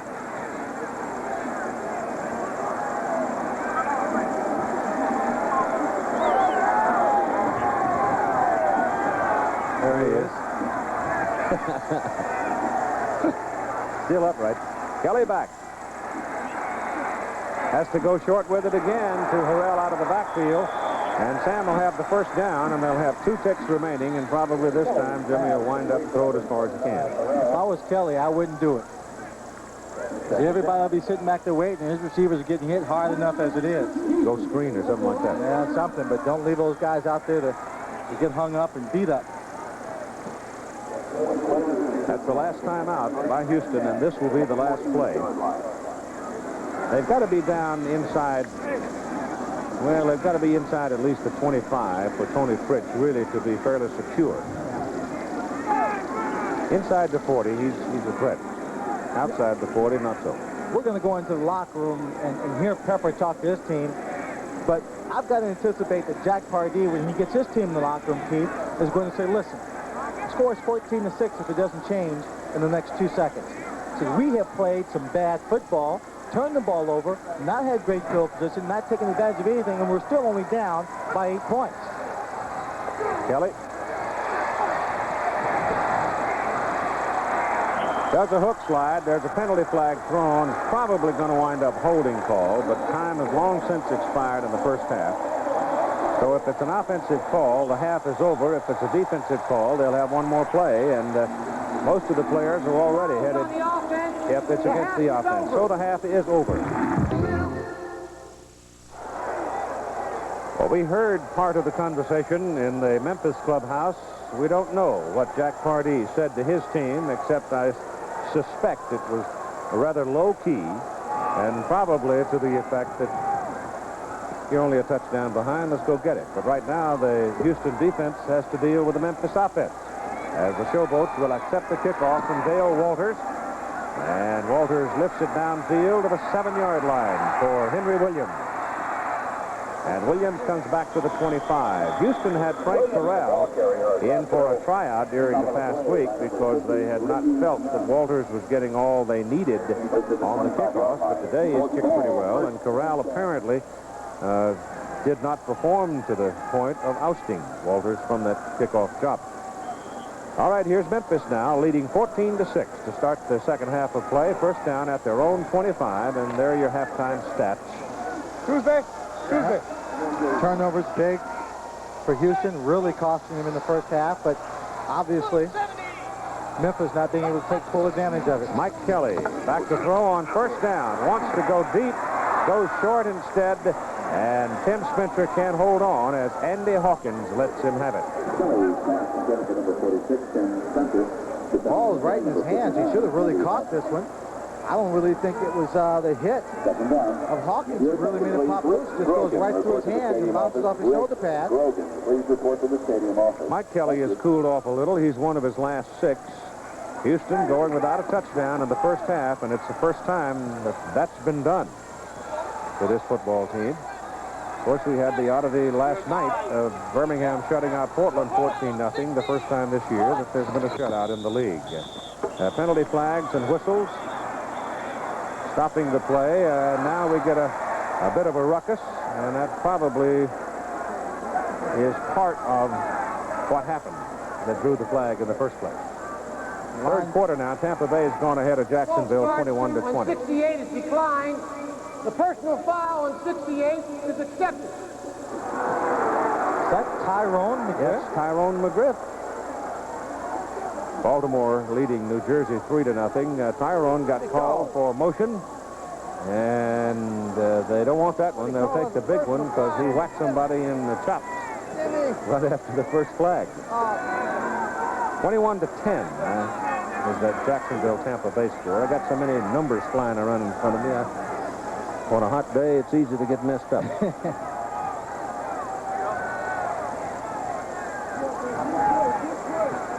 Ball comes back just outside the 12 now for Memphis. And they've got to go to the 35 to get their first down. So they need the better part of 23 yards. They try to run it with Harry Sidney, and Harry just doesn't have any place to go as Houston defensive people played it well. Number 57, Mike Hawkins, was literally in the backfield hunting for the ball before Harry ever got a chance to get started. Well, the left side of the offensive line behind McGriff and Sharp opened up a pretty good hole. When the hole opened up, Hawkins just filled it. Stopped it from going outside or beyond the line of scrimmage and turned it inside. Got a couple of yards. They still need about 21. One day. And they're looking now at third down and very long. One day.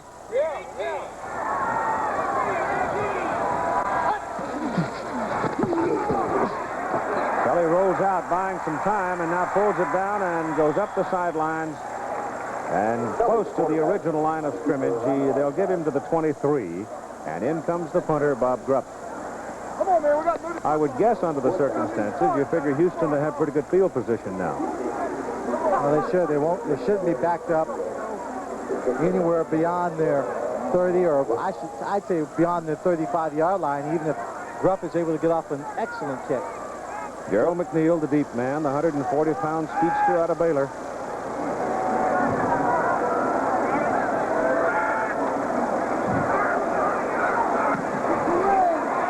Well, it's a good high twisting spiral, good hang time on it. And McNeil takes it, gets one block, but he needed about 3, so he had no chance to get to the picket line. A 41-yard punt, and McNeil is dropped down at about the 37.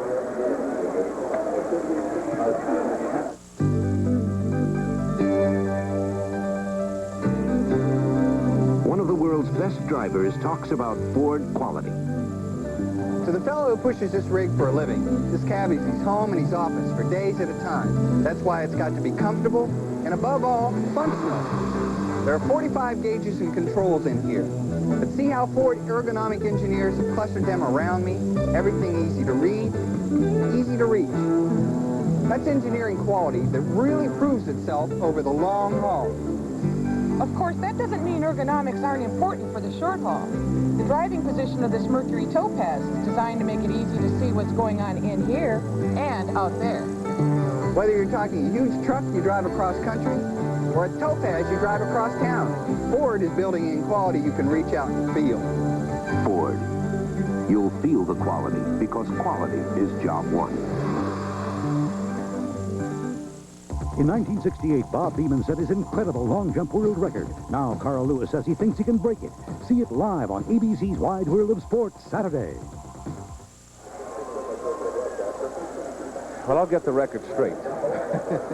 I picked up a wire story that had that as being the first shutout, Birmingham and Portland last night, and then now got 4,000 people telling me that's incorrect. I yield. I remember Denver beating L.A. 51-0. Kelly gives the ball to Todd Fowler, and Fowler can't get started as Reggie White, number 92, stepped in on the draw to bring him down, and there's a penalty flag across the way. Offside, 53 on the defense. John Corker, outside linebacker, trying to get a jump on the snap. Came charging in there. Jumped a little bit too soon. And again, they're taking advantage of his aggressive pass rush and his angle key by handing the ball off to Todd Fowler underneath. And he's not being that effective taking that angle.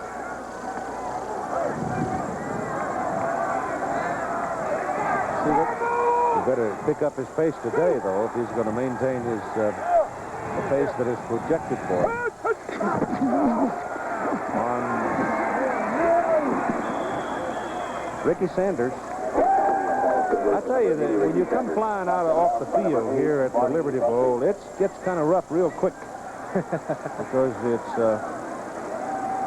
you get into dirt real fast. Well, on the sidelines here. On that field today, it's just dirt all over the place. Yes. Sand and dirt all the way down the center of the field, and in the end zone, you see it's painted red and white, big Showboats, but it's all dirt, no grass over there. First down as the ball comes up to the 48-yard line. Richard Johnson swung out there, gets the ball, and steps out of bounds. Short pickup as Barney Bussey was over there, and Johnson had no real estate on which to work, so he just stepped out of bounds rather than take the abuse. They're going in motion, and just as the ball is snapped, they're taking a couple of steps back into their own backfield, so it's almost like a screen pass. And then they create even more of a cushion between themselves and the cornerback. But Johnson's got to be careful, Keith, because I've been watching him throughout the ballgame. When he goes in motion, very often he is headed towards the line of scrimmage, and the officials have not picked it up yet. Yep. That time he was almost there. This is Verdun now in motion. Richard Johnson, they had two men moving. Johnson finally got set, and Kelly realizing that things were a bit of a mess behind him, just turned and gave the ball to Sam Harrell. Harrell is wrestled down about the line of scrimmage. It brings up third down and still about 6.5 or 7 yards. But Johnson started to go in motion. Penalized me 5 yards for that. I got to get everybody back. But to avoid the penalty, what Kelly did was, when Johnson moved, he's allowed to move and go in motion. But he started and he stood there like, oh, shucks, I got caught. I made a mistake. Kelly told him to stop, to stand there, reset, and yelled at the other receiver going in motion to stop. Once they stopped for a second, they were set. He could run the play with no penalty. And on third now and 6, Kelly gets good protection. Throws it over the middle. It is tipped, and it is caught as a penalty flag thrown as Sanders came back to the ball. And you might have a roughing the passer call here. Personal foul, roughing the passer, number 90 on the defense. Sam Clancy. Reggie White now is after Bill Parkinson on the call, so that they're going to add that on to the catch by Sanders. And now the Houston Gamblers are going to be sitting in the catbird seat down on the 27-yard line of Memphis, first down. And Pepper is not too happy about that one.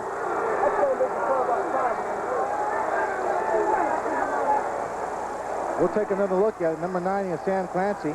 He goes up in the air and tips the ball. And he comes down. Kelly's right in front of him. He just takes a little pop.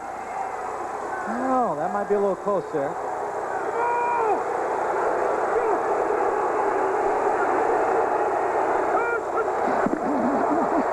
Penalty flags again.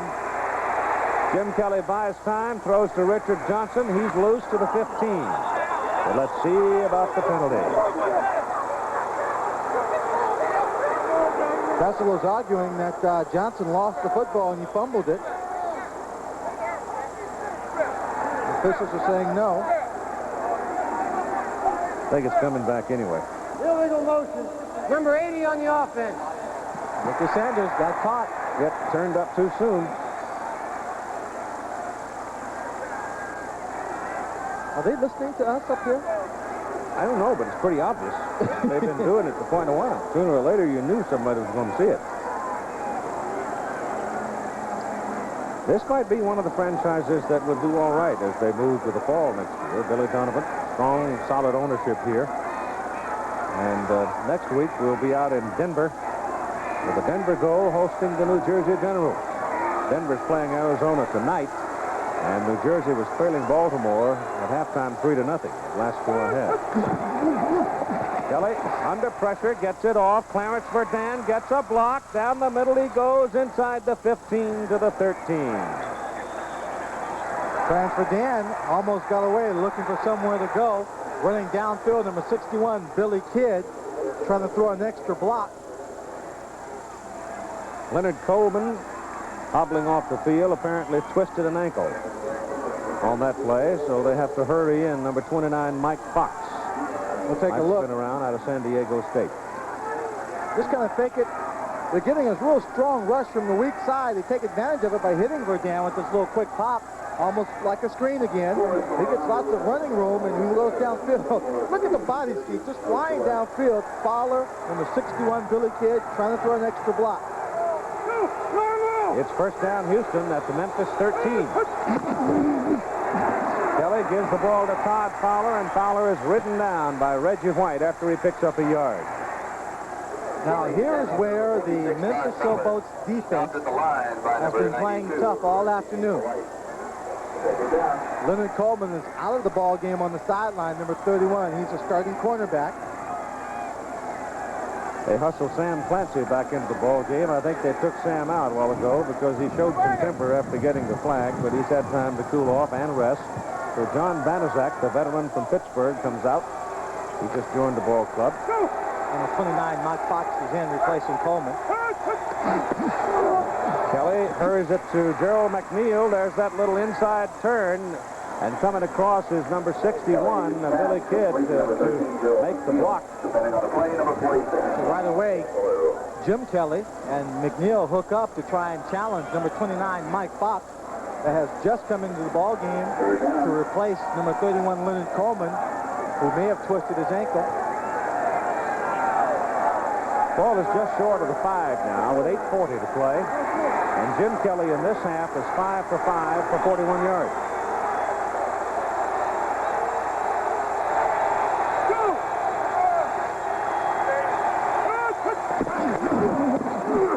On the third down call, 3rd and 2. I don't think so for Todd Fowler. They're going to be looking at 4th and short. They have to go inside the 4. It would not appear that he's there. Not. Tony Fritz is coming out for the field goal. Once again, the defense playing excellent football under pressure in their own territory. Coleman, we're told, does not have an ankle problem. It's cramps. And this is the kind of a day where you really have some trouble with him. Tony Fritz is hit from 32, 43, and missed from 37 today. And this one will be put down at the 12, making it a 22-yard field goal. Fine.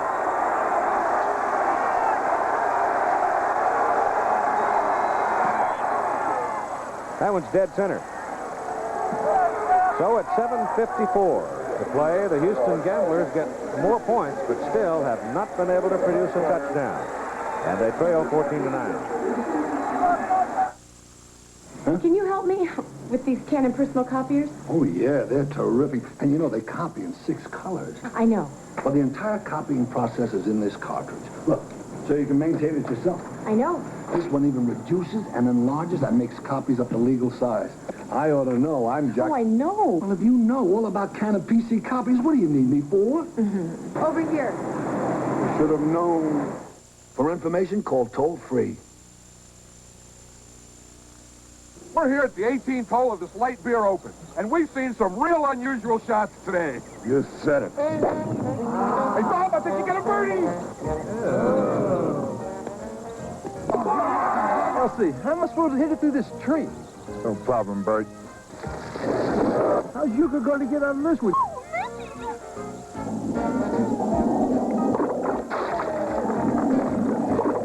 That calls for another light beer from Miller. Make it 2, 3, 4.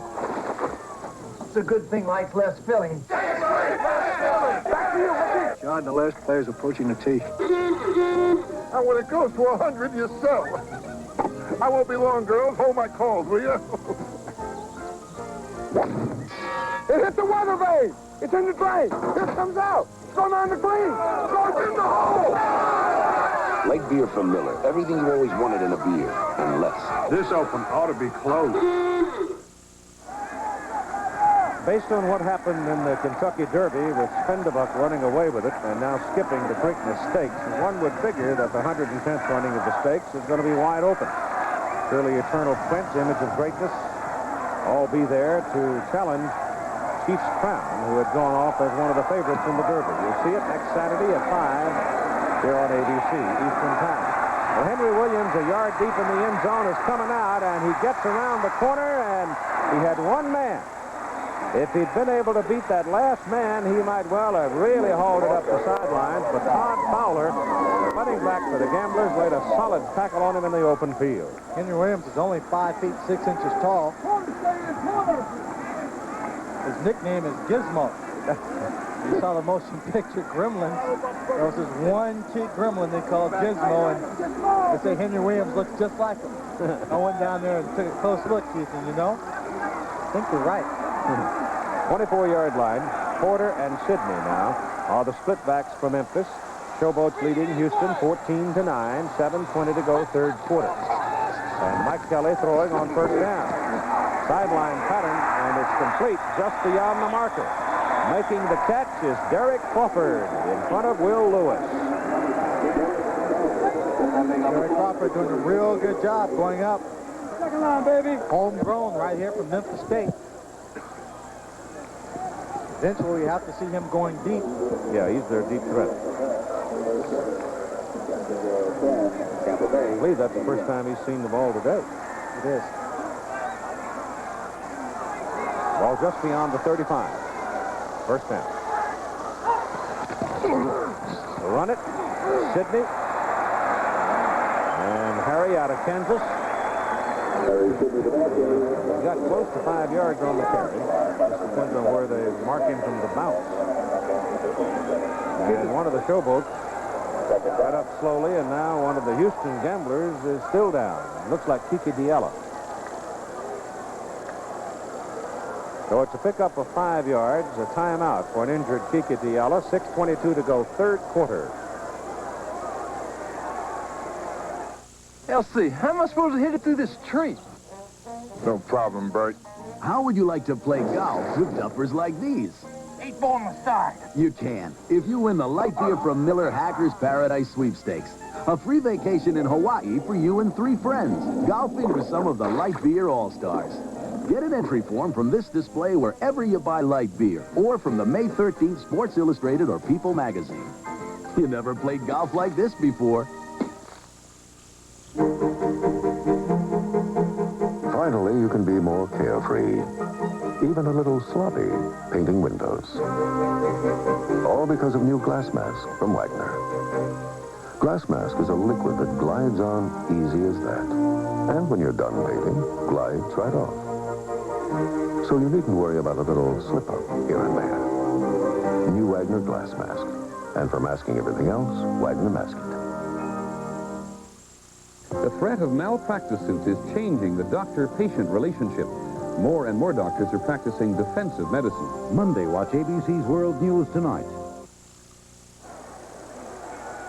Kika Diallo has walked off the field, but apparently had suffered some injury to his back. But he's a tough guy. He'll probably come back. The ball is on the 40 now.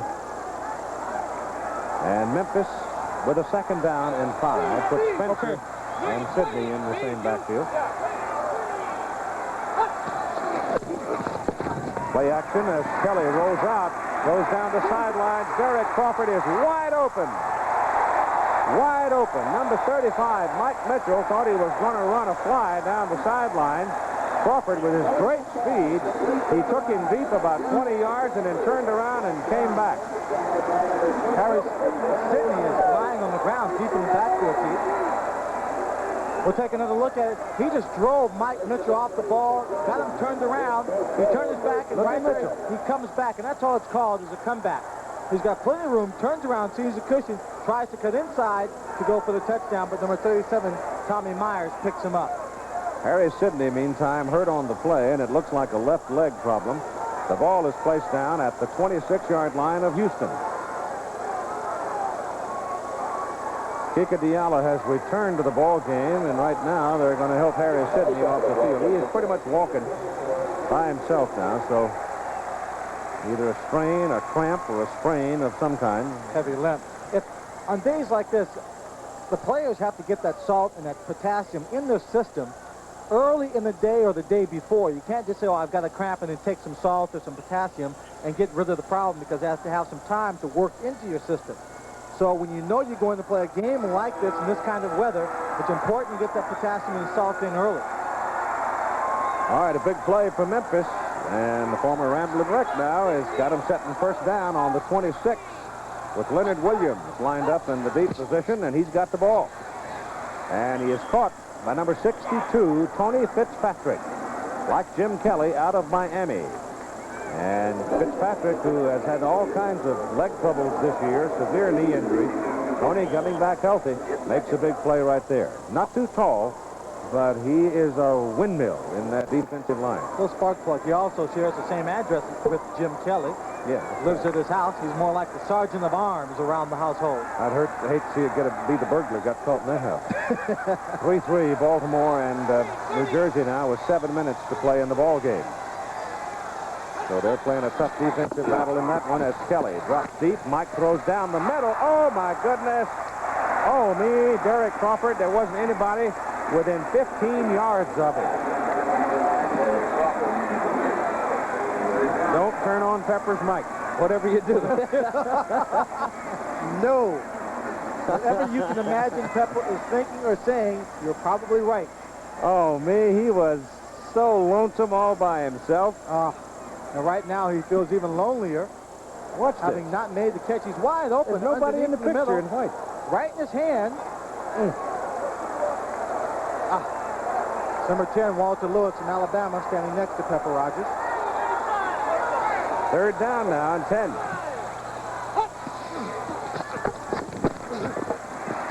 Mike Kelly slips away. There's a penalty flag thrown. Might be holding. He throws it, sidearms it to Anthony Parker. And Parker is knocked out of bounds inside the 10, but don't count on that one. That's it. Comes back. Well, that's okay. Village has to complete the pass. Force the defense to take the penalty. So you get the down over again, even though you have longer distance to go, it's still third down, as opposed to not completing the pass and looking at fourth down in a very long field goal attempt.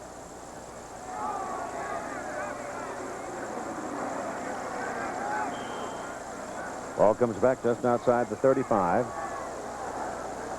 where it's third down and about 20. 4 minutes and 20 seconds to play third quarter. A lot of flags. A lot of flags. On the red shirts. This is a big drive for Memphis, Keith. They need to score the points, but as important is they're giving their defense a chance to rest. Crawford! Did he intercept it inbound? Yes, he did. Great play at the 10-yard line by Durwood Rockmore. By number 38. Durwood Rockmore in on the special pass defensive coverage. We'll take another look. Looks like the receiver is going to be open here, but the ball takes a lot of time to get there. It's a long pass. It's a good pass. It's just a little late. You see right there, Crawford's open, but it's Rockmore that comes over, makes a good catch. At 4:03 to play, the Showboats have turned away on the interception. Ryder presents a moving tribute to those industrious few who saved money by renting a truck from somebody else. The Brewbakers from Akron who saved $14.50 moving to Topeka. Stanley Helms who saved $8 moving from Tulsa to Reno. The Willises who saved $6.95 on their move to Seattle. And finally, to the Blevins family, who saved a grand total of $13 and found out, like they all did, that it's Ryder or it's wrong. I hate California. You know what I'm saying? It's like, have a nice day, surf's up. I mean, their idea of culture is yogurt. Formal dinner party means you wear socks. Blondes everywhere, pink tofu, excuse me, soy burgers. I really hate it. I even hate what they drink. What do you have, buddy? One of those. California cooler. One more reason to hate California. Coming up later on World News Sunday, Illinois' governor has decided to free Gary Dotson from imprisonment, even though he believes Dotson did rape Kathleen Crowell-Webb 8 years ago. Dutch riot police have fended off angry youths demonstrating against Pope John Paul's controversial visit to the Netherlands. It was the worst violence ever to strike one of John Paul's trips. And Secretary of State Schultz has met with Jordan's King Hussein and Egypt's President Mubarak in an effort to rejuvenate the Middle East peace process. And Dick Schaap will profile the Mr. Nice Guy of pro tennis, gentleman Tim Mayotte. Now back to the football game. My question is, does he in fact have possession and the answer legally is, as one? Now, where is he? He hasn't stepped yet. He has one possession, step. there's one, but the second step is out of bounds. And as usual, our cameramen have a great angle, even if the officials don't. Could have challenged. Too late now. From the 10, Houston, first down. Jim Kelly hit, shakes him off, hit again on the blind side this time, pursuing Sam Clancy was the first man. Calvin Clark was the second man that brought him down, and the third sack of Jim Kelly in the ball game. Well, Kelly got lucky. He ducked away from the first one, but Big Clark came right on in. Calvin Clark. Calvin Clark is from Purdue. Calvin came up to me and, like I think half the players on each football team said, Lynn, tell my mother and father I said Happy Mother's Day. So for all the guys on the field, to their mothers, Happy Mother's Day. From the 12, Kelly gives it on a trap up the middle to Harrell, and Sam gets out to about the original line of scrimmage, just the 10 or just beyond it. Matter of fact, this might be the most appropriate day all the football Sundays for a player to say, hi, Mom. Has anyone said it yet? I think one guy. Pepper. Pepper did, yeah. Ball just over the 10. 3:05 to go third quarter now. Scott McGee, way wide out of your picture. Need 10 yards. Kelly in trouble. And they've got him back on the 5. Sam Clancy and Will Coakley. Reggie White coming up the middle. It is one of the outstanding defensive collaborations in the USFL. Outstanding line rush. Sam Clancy, Reggie White, Calvin Clark, linebackers holding ground, filling the hole, and the secondary covering like a blanket. And Grupp now is standing at the back of the end zone to punt it out. Let him punt it. Don't take a chance on roughing the kicker. Henry Williams is deep. Because if they block this punt, it's Dale Walters. I said Grupp. Dale Walters. Walters can be very inconsistent, but once in a while can just kill it. He gets it up pretty high, but it doesn't have great length. And the catch is made by Henry Williams, and Williams comes back just short of the 35. So Walters gets a 36-yard punt out of it, and a 6-yard return by Williams, and Memphis getting in pretty good shape. Chili burger, burn it! Nothing like lingering over a nice, lazy, leisurely lunch. And for that upset stomach trouble that can come from eating on the double, there's new chewable Alka-Mints from the fast relief people of Alka-Seltzer. It would take both a Tums and a Rolaids to get more strength than one Alka-Mint. No leading tablet works better. So, after your next relaxing meal, Mash and mash! there's new Alka-Mints. With a strength of 2, it's the one to chew. What? When you play telephone, if you can't hear everything, that's part of the game. But when you pay for calls, it's no fun. AT&T thinks that every long-distance call should sound as close as next door, and isn't that why you call? Want to try it too?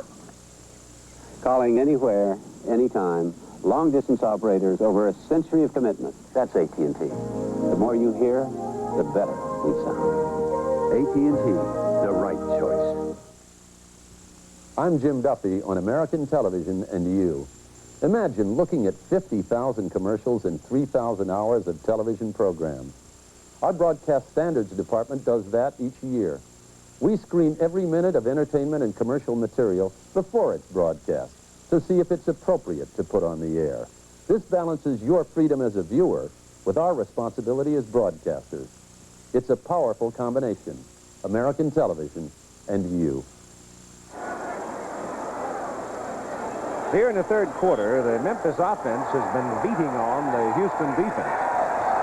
And they're leading 14-9. Sidney, we're told, who went out a while ago, has a groin injury and may not be able to come back. Right now, you've got Anthony Parker and Tim Spencer. Parker, the fullback, and Spencer, the deep back. Back it goes to Kelly, the form of the flea flicker, throws down the middle, and this time, grabbing the ball and tumbling down is Derek Crawford. He was so intent, I think, that time on making sure he caught it that he may have given up some real estate. How many times do you see it? Receiver or player comes back, they make a mistake on an easy pass play, on an easy situation.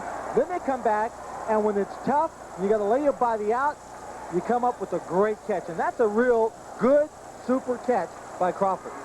Boy, he was wide open to the corner. There's nobody over there. Nobody.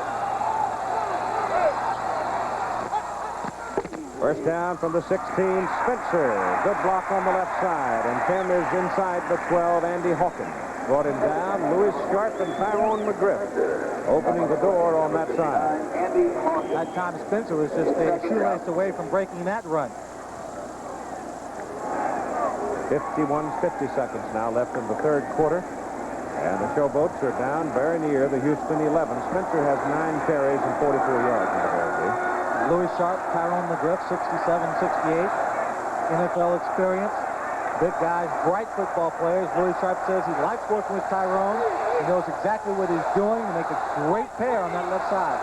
Ricky Porter is in replacing Spencer. Kelly getting the heat. Running out of bounds. Number 93, Jose Taylor, almost got him. But then he ran away from him. Yeah, that'll make the hair stand up on your neck pretty quick. 93, Hosea Taylor in Houston, third year at 6'4", 270 pounds. 26 years old. Looks like he was running about a 4.6 or 4.7 40-yard dash after Kelly.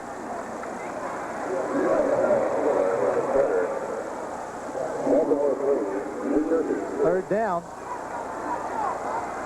Need some points.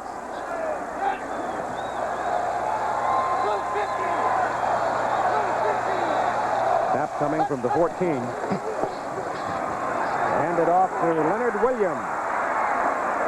And Williams to about the 9. That may have been the last play of the third quarter. 6 seconds and counting down to the end of it, Chief. I'm a little surprised. In fact, I'm quite surprised at the low score. After 3, it's Memphis 14, Houston 9. And we will continue after this message and a word from our local station. Old Spice deodorant is over 70% ethyl alcohol. This much. As the alcohol evaporates, so does your protection. Unlike Old Spice, Speed Stick deodorant has no alcohol. The wide stick gives you man-sized protection that won't evaporate. Speed Stick protection that's more effective than Old Spice, even after 24 hours. We believe alcohol and deodorant don't mix. All-day protection that won't evaporate. Speed Stick, the wide stick. By Melon. Nobody. First down from the 16, Spencer. Good block on the left side. And 10 is inside the 12, Andy Hawkins. Brought him down, Lewis Sharp and Tyrone McGriff opening the door on that side. That time Spencer was just a shoelace away from breaking that run. 50 seconds now left in the third quarter. And the Showboats are down very near the Houston 11. Spencer has 9 carries and 44 yards in the ball game. Louis Sharp, Tyrone McGriff, 67, 68. NFL experience. Big guys, bright football players. Louis Sharp says he likes working with Tyrone. He knows exactly what he's doing to make a great pair on that left side. Ricky Porter is in replacing Spencer. Kelly getting the heat. Running out of bounds. Number 93, Jose Taylor, almost got him. But then he ran away from him. Yeah, that'll make the hair stand up on your neck pretty quick. 93, Jose Taylor in Houston, third year at 6'4", 270 pounds, 26 years old. Looks like he was running about a 4.6 or 4.7 40-yard dash after Kelly.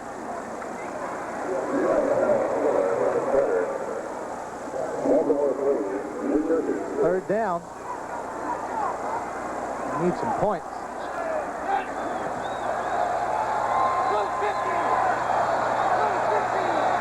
Snap coming from the 14. Handed off to Leonard Williams. And Williams to about the 9. That may have been the last play of the third quarter. 6 seconds and counting down to the end of it, Chief. I'm a little surprised. In fact, I'm quite surprised at the low score. After 3, it's Memphis 14, Houston 9.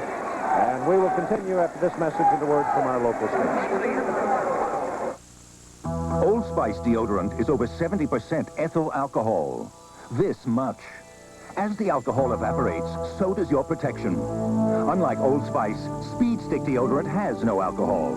The wide stick gives you man-sized protection that won't evaporate. Speed Stick protection that's more effective than Old Spice, even after 24 hours. We believe alcohol and deodorant don't mix. All-day protection that won't evaporate. Speed Stick, the wide stick. By Melon. In all the universe, there's never been anything like the new size Chevy Astro. Chevy Astro. The new size Chevy Astro stands alone with the only swing-out rear doors. No other new size van offers more cargo room or more people room in a size that fits your garage. Chevy Astro. When it comes to new ideas in vans, nothing works like a Chevy van. If I told you a man murdered a woman's fiancée, then raped her, if I told you he framed her for the murder and still she protected him, would you believe it? Believe it. It actually happened. Cheryl Ladd, Sam Elliott, a death in California tonight. Parental discretion advised. George W. Sneed III, an officer of Robinson and Gerber Incorporated, insurance agent. My message is to the business person. Are your insurance premiums going up? Snead, Robinson, and Gerber has been a stable and competitive marketplace for business insurance for 27 years. Please call Snead, Robinson, and Gerber at 372-4580 for a no-obligation professional analysis of your present insurance program. For a limited time, Mid-South, your GMC truck team brings you the Great American Truck in red, white, and blue. Special striping and logo, and its own Great American Options package at a great American price. So come on and show your true colors in a full-size GMC pickup or a GMC Gimme. It's the Great American Truck, only at Foster, Mary, Pryor, Hudson Rook, and General Truck. Your GMC truck team, son. Reaching out to you. The United States Football League on ABC. Today's game brought to you by Gatorade Thirst Quencher. Gatorade helps put back the potassium, fluids, minerals you lose when you exercise. Gatorade is thirst aid for that deep down body thirst. And by Wagner, the right tool for painting. Alan Duncan in for a field goal try from 27 yards. Now for Memphis. Duncan's kick is good.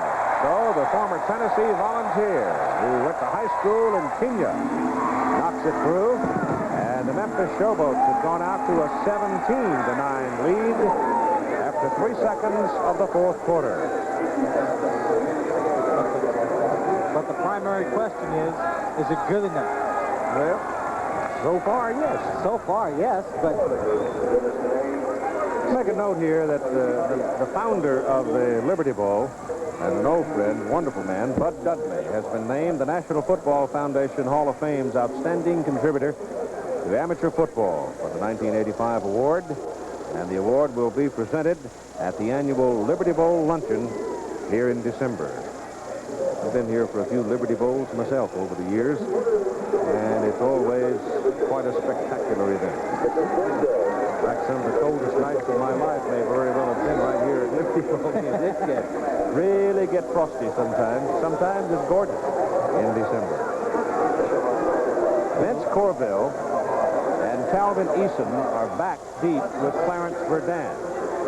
And they may move them around a little bit. Right now, they've got Verdun lined up on the near sideline, hoping that they can hide him. And Don Besselou will kick it to him. And by gosh, he does. Right to it. At the 10. He got a little bit of a crack and got it back out to about the 28-yard line. And there they'll go to work. 17-9, Memphis with an 8-point lead. Take a look at the stats at the end of the third quarter.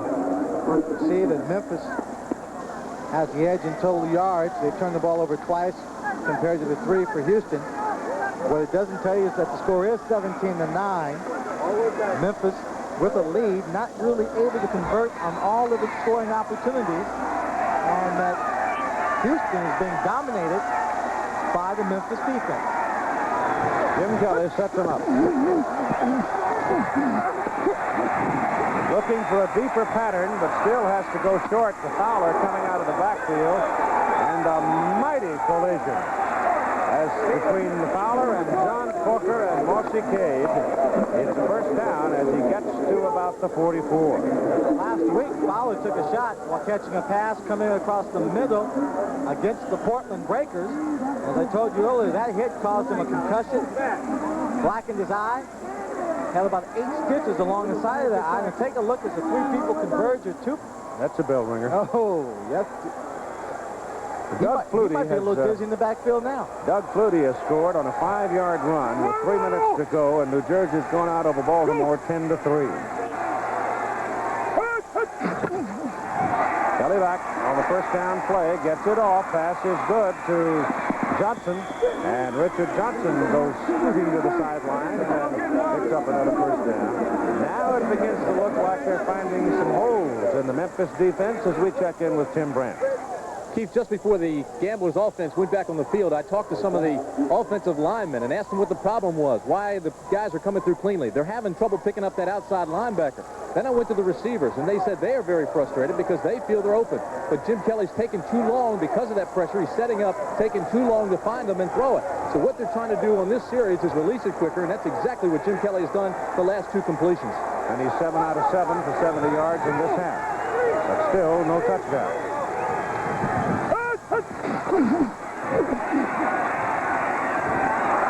Pass was thrown a little bit behind Ricky Sanders, but no reason why Ricky couldn't have caught it. He was looking to go inside on that little cutback move, picking up the block, and he was looking to see if it was there. And the ball just went right on by. He'd gotten downfield. He was running back, got behind his lineman. It's more like a screen they were trying to set up. And he's doing that. He's pulling his foot out with 2 men in motion. That's Pepper talking to the officials, talking to him, trying to get him to be aware of a situation that he feels that Kelly's moving his foot while he's got a man in motion, thus creating a situation with 2 men in motion, which is illegal. Let the middle on the blitz. The pass is away. Sanders is out there. Touchdown, Houston. They nailed Kelly as he released the ball, but it was long. In fact, it was perfect. And down for the touchdown went Ricky Sanders. Now do they go for 2 to tie, or do they take the 1? I don't think they go for 2. You see the defensive line shifting there. You see Corker coming up the middle. Number 54 also coming up the middle, and then the pass is thrown. Kelly, having all the confidence in the speed of his receiver, just lays it to the outside and led Ricky Sanders with the throw to the open area. Number 47 is Don Besselou, traded to Memphis from Jacksonville about 3 weeks ago. They're going for 2. Did not get there in time, and they are going for 2. Then try to tie it right here. 13:21 to go, third in the final quarter. Kelly throws it. Good. No, he didn't hold on. Didn't have possession. Richard Johnson seemed to have it in the end zone, but now they rule it off. No. And the world is upset. Number 61, Billy Kidd, was getting just a little bit too close to the official and arguing the call. That is back to us. I don't know. Maybe the replay will show clearly. Bill Parkinson there talking with the other officials. No good. Now the question is, will Pardee challenge it? He's signaling to the official to come over. I think he will. Because I think the receiver went back and said, Johnson went back and said it's a good catch. He wanted him to challenge the call. There it is. Well, let's take another look at it. You know, in the game we did with Birmingham, we had a case where we felt that there shouldn't have been a challenge, and Jim Smith failed to tell the coach that the challenge wouldn't be reversed, and they wasted it. We'll take a look here in the replay. Johnson goes up. There's the catch. He's down. Ball's coming out. Ball's coming out. On the ground, no control. I think it'll stand, Keith. Of course, then again, I was wrong in Jacksonville last week. We'll take another look at this. Different angle. This should define it right here. Yes, you have 2 feet on the ground, the ball in control. Didn't have it. Did not have it.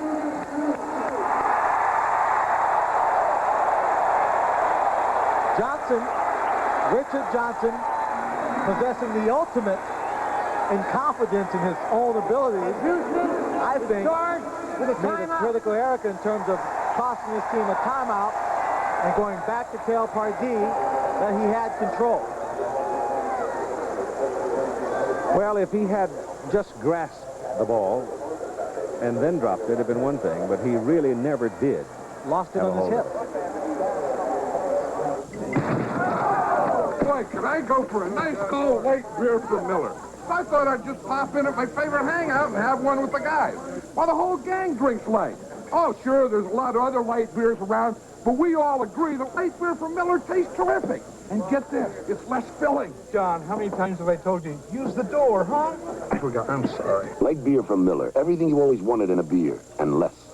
I gotta say, light beer tastes great. And another thing.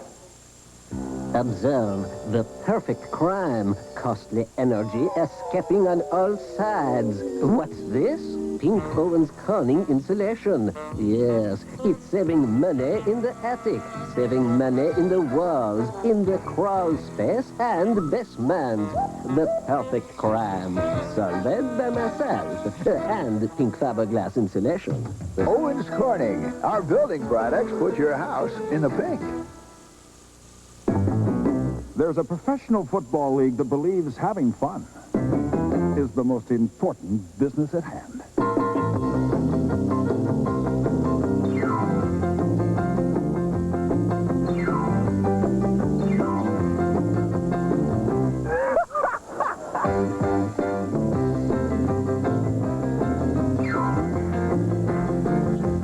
The USFL, where football is still a game. The preceding message was furnished by the United States Football League. Richard Johnson still hot, believing that he had control of it. But they rule otherwise. They lose a timeout. The kickoff, 2 yards deep in the end zone. Henry Williams, who is fearless, slipping and almost falling, coming back across the 20 to the 22. And there is a penalty flag in his wake, and it was thrown by the referee. Above the waist from behind, number 27, Ultimate Harris. And Memphis has been flagged again. Blocking below the waist on the kick return. That'll cost them some yardage. Here again is the play involving the 2-point conversion try to Richard Johnson. You see he goes up. He's got the ball, 1 foot down. He's already losing control of the ball before his second foot hits. Clearly he doesn't have control. But in going for 2 points, they don't hurt themselves.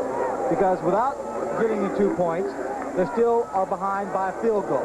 If they kick the extra point, they would have been 1 point shy and still needed the field goal. By going for the 2, it could have created a tie, even the ball game up. Memphis has been flagged 12 times now for 129 yards, and they start from their own 13. And popping out of there is Tim Spencer on a good, tough run to the 19. So they move it from the, the 8-yard line up to the 19 and 11-yard pickup for Tim Spencer.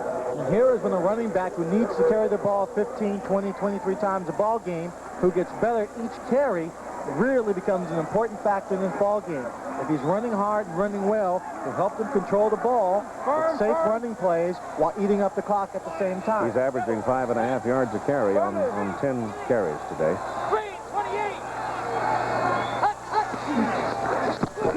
Kelly quickly to the sidelines to Derek Crawford. And Crawford hits the chalk just short of the 26. Number 24, Will Lewis, is the man who pushed him out of bounds. Second down. Third-year ball player out of Millsville.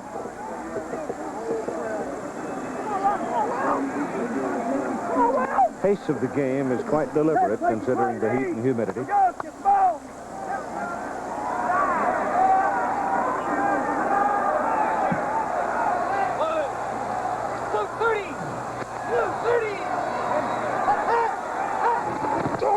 Second down and 3.5. They go back to Spencer. And that is tough. The ball popped out of there. I think fighting for the extra yardage, lost control of the ball, but red shirts are all over it, and Memphis keeps it. Crawford, number 9, wide receiver, came in. I was watching him. I thought he was stopped at the line of scrimmage, not keeping up with his 5.5 per carry average. But right here, he just keeps the legs running, churning, leaning forward, picks up the yards, but the ball is just stripped, pulled away from him. But Crawford alertly covering on the play. And it's first down Memphis at the 38. So the Showboats a little lucky right there. They go back to Leonard Williams, and Leonard, no, it is not. It's 26, Ricky Porter. And the young man from Slippery Rock hammers out another Memphis first down. And now they're starting to cut up the middle of what is probably a tired Houston defense. Everybody on the Houston side is getting up a lot slower. 27, Luther Bradley, the strong safety, in on that tackle. Took a good while to pull himself up. They've been out there a lot. A long time. Look at it from ground level. see the traffic he has to weave in and out of. Peripheral vision is very important here. It's almost a matter of sensing where people are, not so much seeing them directly. Ball is on the Houston 49. Mike Kelly goes to throw and got a man over there. That's the tight end, Gary Shirk. And they've thrown Shirk out just short of the first down, but they picked up at least 9 yards on the play. Gary Shirk played in Memphis previously in the World Football League with the Memphis Grizzlies. He was here for a year and a half, played 7 years with the New York Giants. It might be time to think about going fishing. It's time for Moorhead State. 10 years of pro football. Yeah, I think after a deal like this, you could drink a lake or a river. Spencer is back in for Memphis at the 40, 2nd and 1. Spencer has it. And has the first down as he's inside the 37 of Houston. Rayford Cooks made the tackle. Rookie out of North Texas State. Picks up the first down. UCLA Invitational Track and Field Meet featuring a lot of Olympians, including Carl Lewis in the long jump, Valerie Briscoe Hooks, Chandra Cheeseborough, Sidney Marie, Steve Scott. Plus, we'll have on Sunday the New Jersey Generals and the Denver Gold. And New Jersey was leading Baltimore 10-3 with just a minute or so to go in the ball game. Spencer lost the football, and Rayford Cooks has recovered for Houston.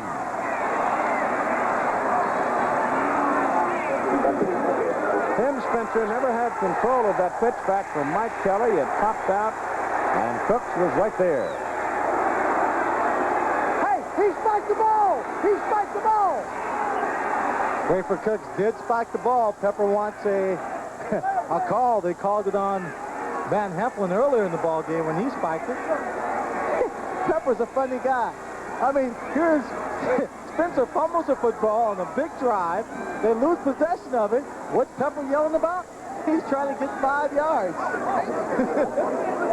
Well, that's what it's all about, isn't it? Acquisition of real estate. 5 yards the other way makes it a longer march. And remember, on the way. It's a hot one out there today as Peterman starts his engine. The field is wide open. Gatorade is thirsty. Dombrowski picks up speed and breaks away. Gatorade is thirsty. Here's Evans showing some hustle against the youngsters. When you exercise, you lose potassium, fluids, minerals. Gatorade Thirst Quencher helps put them back fast. That's why the pros drink it. It's Thursday. Gatorade is thirsty. For that deep down body thirst. The crowd goes wild. Test pilot Chuck Yeager for AC Delco. This flight doesn't get scrubbed for bad weather. A high-performance fighter has the technology to handle it. So does this, the all-weather Delco Freedom Battery, with the power to start you in the cold and the technology to beat the heat. And you never add a drop of water. Never wait for trouble. Get the all-weather Delco Freedom Battery. From $39.95 for a Series 40, call 800-AC Delco. Hey, you want to know how to make a car sing?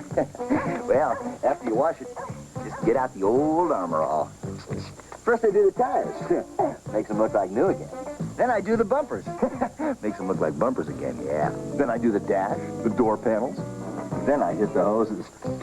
And when I'm finished with Armor All, this car is the envy of the entire living world. And then he does his car. Company car. The Memphis Showboats are leading 17-15, and it's almost a miracle because they've had 12 penalties. The quarterback's been sacked twice. They've turned it over 3 times. Now that's a total of 17 mistakes.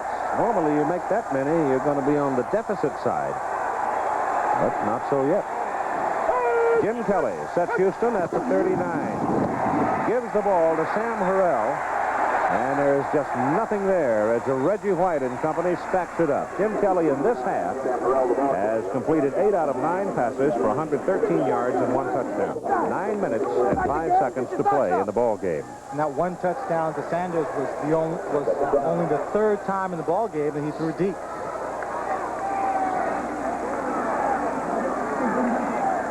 He's looking at a pretty darn good secondary back here. 2 young cornerback rookies, but they're great physical players. Barney Bussey at strong safety, and of course the veteran Don Vessel at free safety.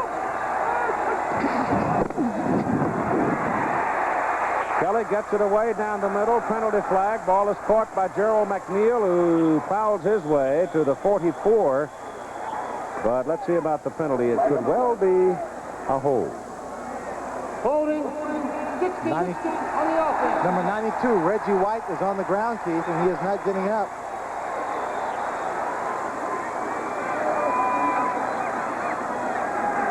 Now he's going to get up. He's just resting for a minute. We've got a final score now. New Jersey has defeated Baltimore 10-3. Herschel Walker with 118 yards on 29 carries. That's the 6th consecutive 100-yard game for Herschel. And the New Jersey Generals now are sitting right around the top of the Eastern Conference.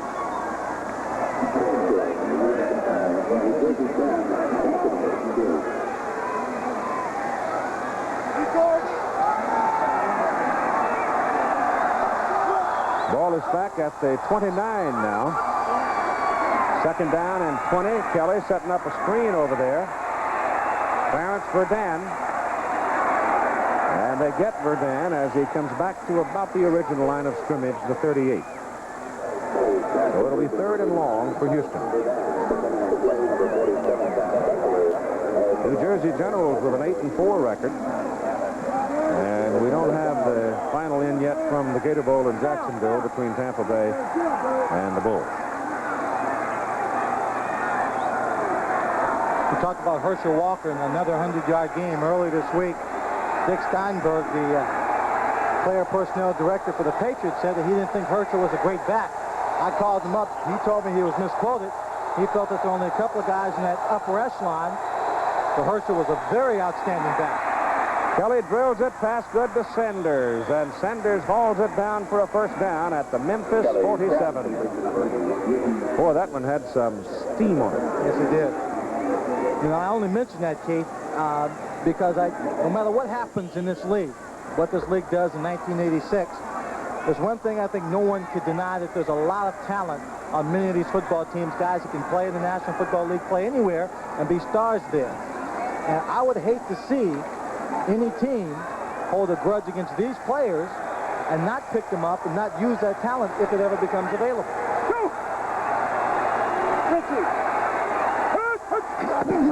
On first down, a little pop over the middle.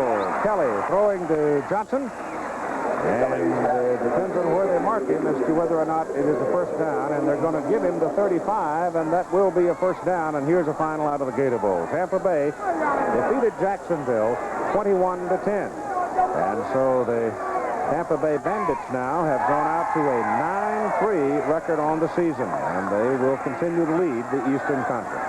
It just means that their head coach of the Jacksonville Bulls, Lindy Infante, can stop getting a haircut every Saturday. One of his little superstitious quirks. He was winning, got a haircut every Saturday, and was playing 9 holes of golf. Kelly back. First down. Down the middle. Sam Harrell. And Harrell is dropped at the 26, close to another Houston first down. It's 17-15 Memphis with 5 minutes and 40 seconds to play in the final quarter.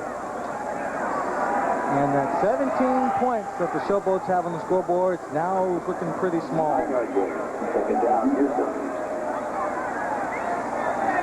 Well, the defense has been able to come up with some big plays. They need one right here.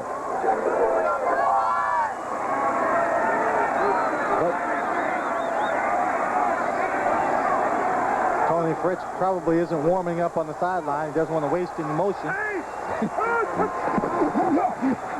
Kelly bootlegging. Gets it off. Incomplete. Penalty flag.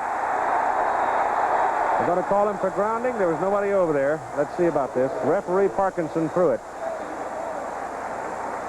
Number 58, Will Coakley, had him in the grasp, was pulling him down.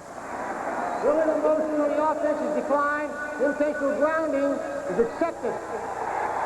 They call grounding. Intentional grounding carries with it a loss of down, Keith. We'll take another look at it. Will Coakley is the linebacker, number 58. You see him right there on the left. Running parallel. He grabs Kelly here. He's going down. You see Kelly throwing the ball. Now let's see if we can find the receiver anywhere in the area. There's one in the end zone. I can't see where the ball ends up. Way out of bounds. Way out of bounds and way short of any receiver. But I've seen some, Keith, that have been very questionable they haven't called. Oh, sure. But there's Fritz. Probably psyching himself up, picturing the ball going through the uprights. He's kicked enough to know what the motion is like. Wipes out a big gain on the catch by Harrell. Makes it 3rd down and 10. Kelly running for his life. Pumps it, keeps it, and takes a lick. Short of the first down as Kelly just put his head down and he ran into Reggie White and Steve Hammond and Carlton Rose. And I know that Jim Kelly's a big, strong Irish fella, but he can't win nothing. There's got to be some smaller people for him to take on. That big Reggie White. 6'6", 285 pounds, and Carlton Rose, 6'1", 220. Kelly's 215, so I don't know, he can go after Carlton Rose, but I'll leave that big fella Reggie alone. Houston has called a timeout, and the obvious thing they're talking about is whether or not they want to send Tony Fritch out to try for a 44-yard field goal. I think maybe they might have to do that. When a road is slippery, breaking your car. Long jump world record. Now Carl Lewis says he thinks he can break it. See it live on ABC's Wide World of Sports Saturday. The Houston Gamblers have elected not to send Tony Fritch out for a 44-yard field goal try. Instead, they're going to go for the first down on 4th and 2. Ball is just outside the 27 of Memphis.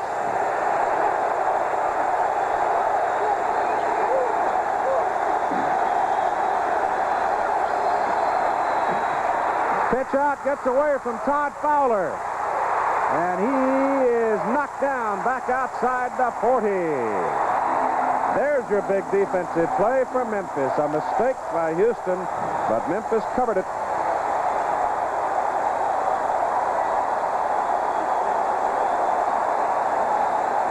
My goodness. A lot of frustration on that Houston offense right now.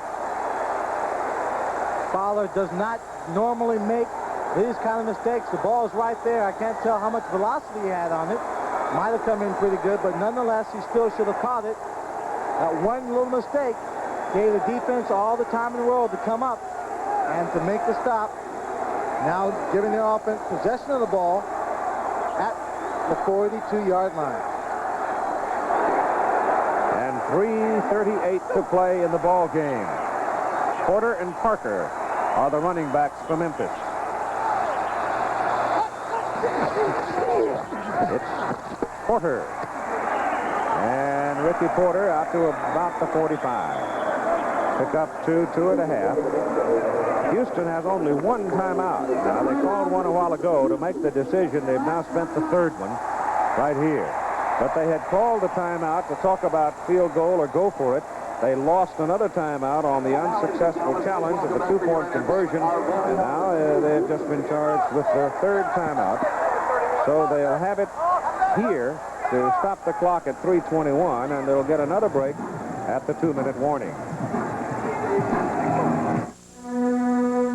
The Wagner Power Rollers. #1 rusher and the sure-throwing Doug Flutie lead the Generals as they take on the hard-charging Denver Gold next Sunday on the USFL. There's the time and a 2-point lead for the Memphis Showboats, and the Houston Gamblers are now without any more timeouts. The Houston defense has spent a lot of time on the field in the second half on a hot, muggy day. They've got to try to brace up and stop Memphis. They're not going to have a whole lot of time remaining when if they do get the ball back. I think there was a key drive that Memphis made. They didn't get any points out of it.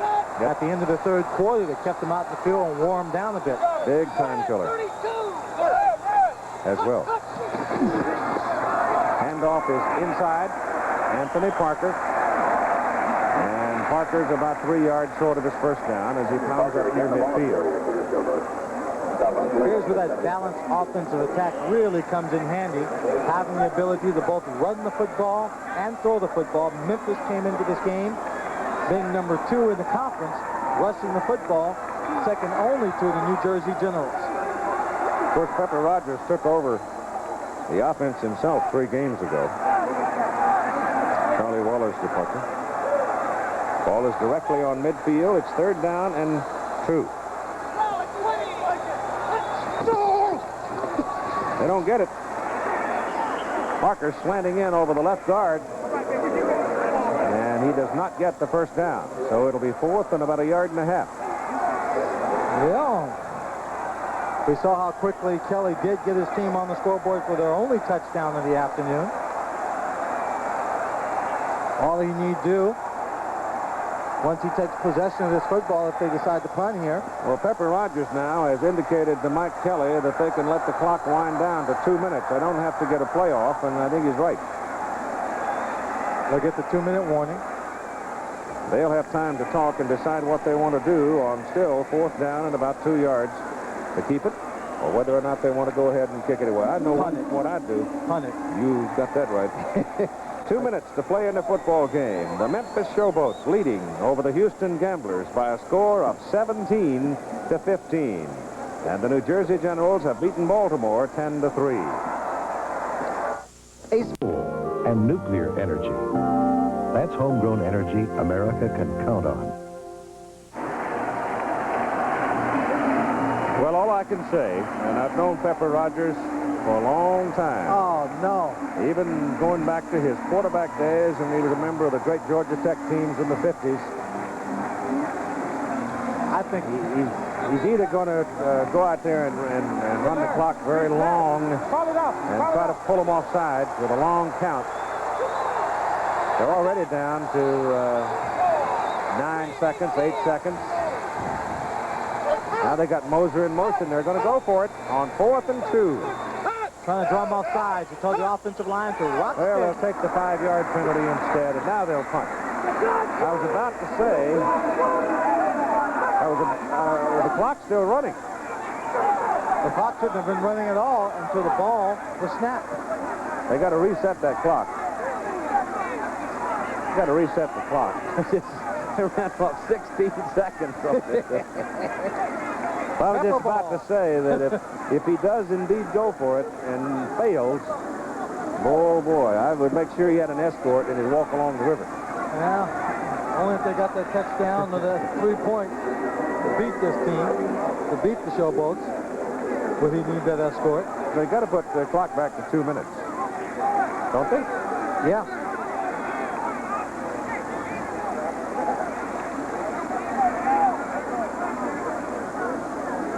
They haven't.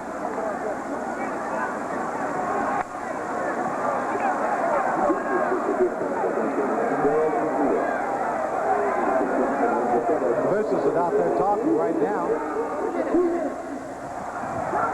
I think they're just going to keep a running time themselves, Keith, for 16 seconds and then signal the official timekeeper to start the clock. Bill Parkinson had come across to visit with him for a moment. Bob Grupp is in to punt.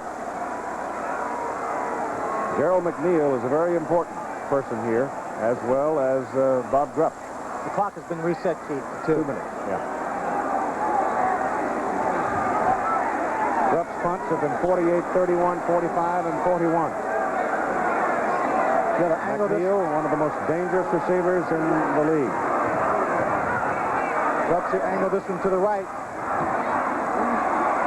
McNeil coming up for it, takes it, bobbles it, gets a block. Gets 2 blocks, 3 blocks, and puts Houston on the Memphis side of the field. And a penalty flag is in his wake, however, so hang on. I think it's against Houston for an illegal block, Keith. Above the waist and behind, doing the return, number 50. So Ricky Young got nailed with the penalty flag, and that wipes out a big return by Gerald McNeil. And with 1 minute and 50 seconds to play, the ball is going to go way back to the 20. Well, maybe if he hadn't made that block, McNeil wouldn't have got that far. Possibility. 37-yard return. Now they place it inside the 20 and move it, place it at the 17. Keep in mind, the score is Showboat 17, the Gamblers 15. There's the block you saw right there. right behind McNeil as he crossed the 30-yard line.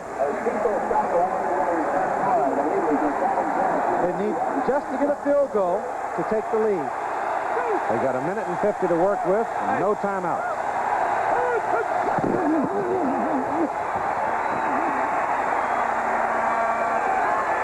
Ricky Sanders.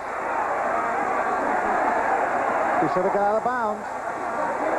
Ricky should have stepped out of bounds and stopped the clock right there. Instead, he juked, played with the clock. It's still running. He did not pick up a first down, 1:30 on the clock.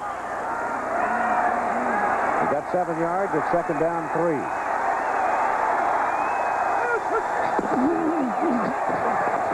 They've got the first down with this catch by Clarence Verdun, and he goes out of bounds just short of the 33-yard line. The clock stops anyway, remember, in the final 2 minutes of each half. That's the change of rule. But once the change is placed, the clock winds. But that time he got out of bounds, so they have time to go to their huddle. Remember, anything outside of 40 yards is a risk. Minute and 16. We're talking about Tony Fritz, the place kicker.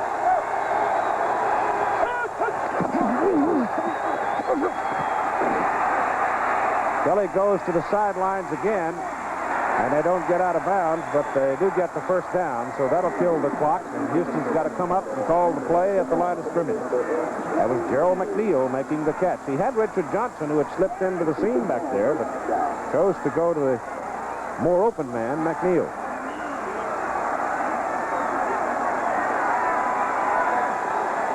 Coming up on a minute to play. Little quick pop goes to Sanders, a little too high. Ricky couldn't pull it down. And had he caught it, he would have had that ball down inside the 40. Going for the one-handed catch. Reached out and just couldn't bring it in with one hand. Come on. You've now got 59 seconds to play in the football game. 2-point Memphis lead.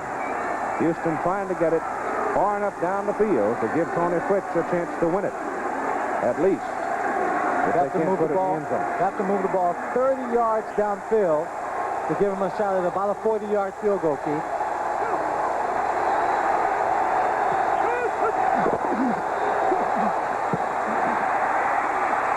Kelly's pass is overthrown under pressure. John Corker and Reggie White were all over Jim Kelly, and he aimed it at Scott McGee, and the ball was too high for McGee. Under pressure and under Corker all at the same time. Reggie White there for extra added weight. It is now third down and 10 from the 44 of Houston, and Tony's ready if they give him a shot at it. Well, if he has a chance at it. Well, if you're way back and you don't think you can get a touchdown, it's your fourth down. Try Walters. Yeah. This is the third down play over the middle, and Sam Harrell does not have the first down on the impact, but he turns around on second effort and bangs his way, pure strength, to the 45, and that should be a first down. 46 seconds to play. They're shuttling the fullbacks in and out, Todd Fowler and Sam Harrell. They hold the second and third best rushing games records in the USFL. You watch him right here. Kind of makes a catch, knows he's going to dive, and just does pick it up. Got a good mark. Kelly back. Throws short. Fowler trying to get it out of bounds. They don't get him out of bounds. They don't get him out of bounds on it. He went down inbounds, and the clock is still going. Coming up on 25 seconds, and the Gamblers hurrying, trying to get a play. They have placed the ball at the 40. 20 seconds. No timeouts for the Gamblers. 15 seconds. Kelly back. Gets it off. Deflected at the line of scrimmage. Brett Williams, a nose tackle, reached up and slapped it aside. Number 63. And it is third down and 5. You got Williams in there. You had John Banaszak. You had three different reserves in there, Keith. Trying to get some fresh people in there to put pressure on Jim Kelly. Now they've got the other people. Reggie White back in the ball game. Clark's back in the ball game. Kelly's 33 out of 50 for 291 yards. 162 of that have come in the fourth quarter. It is 3rd down and 5. 10 seconds. They got one more shot at it before they've got to send the kicker out. What do you do? Go for a touchdown or go for field goal placement? I'd go for field goal placement. That's what he's done. Give it to Fowler. And Fowler does not get to there. He does not get there. He's short of the marker. He was ridden out of bounds. They mark him down inside, and the Memphis Showboats have defeated the Houston Gamblers by a score of 17-15. They just simply did not allow Todd Fowler time to get downfield for the first down to kill the clock. So put one on the scoreboard for the Memphis Showboats defense. A big one on the scoreboard for that defense because they're going up against the #1 offense in the league. Now let's go to Tim Grant. Well, gentlemen, I'm telling you, that was some defensive ball game. Oh, that was. We played the best offense in football and held them to 1 touchdown and played so magnificent. They played a great game defensively also. We couldn't ever get anything solid going on them, and Jim Kelly didn't make but one mistake throwing an interception. But it was truly a great defensive effort. Officer and a gentleman. You're going to keep with that? Well, like I said, that's one of my favorite songs of all time. And well, the Eagles fly no mountain too high. We just keep playing. I think knowing the game of football and having talked it with you, when you look at the mistakes that your team made and they still win like this, they had to really reach down on a day like this. Well, Tim, I tell our players all the time, talent without attitude is nothing. And we have some talent on this team, and their attitude is good. And when you do that, no matter what happens, you always retain what you need in football.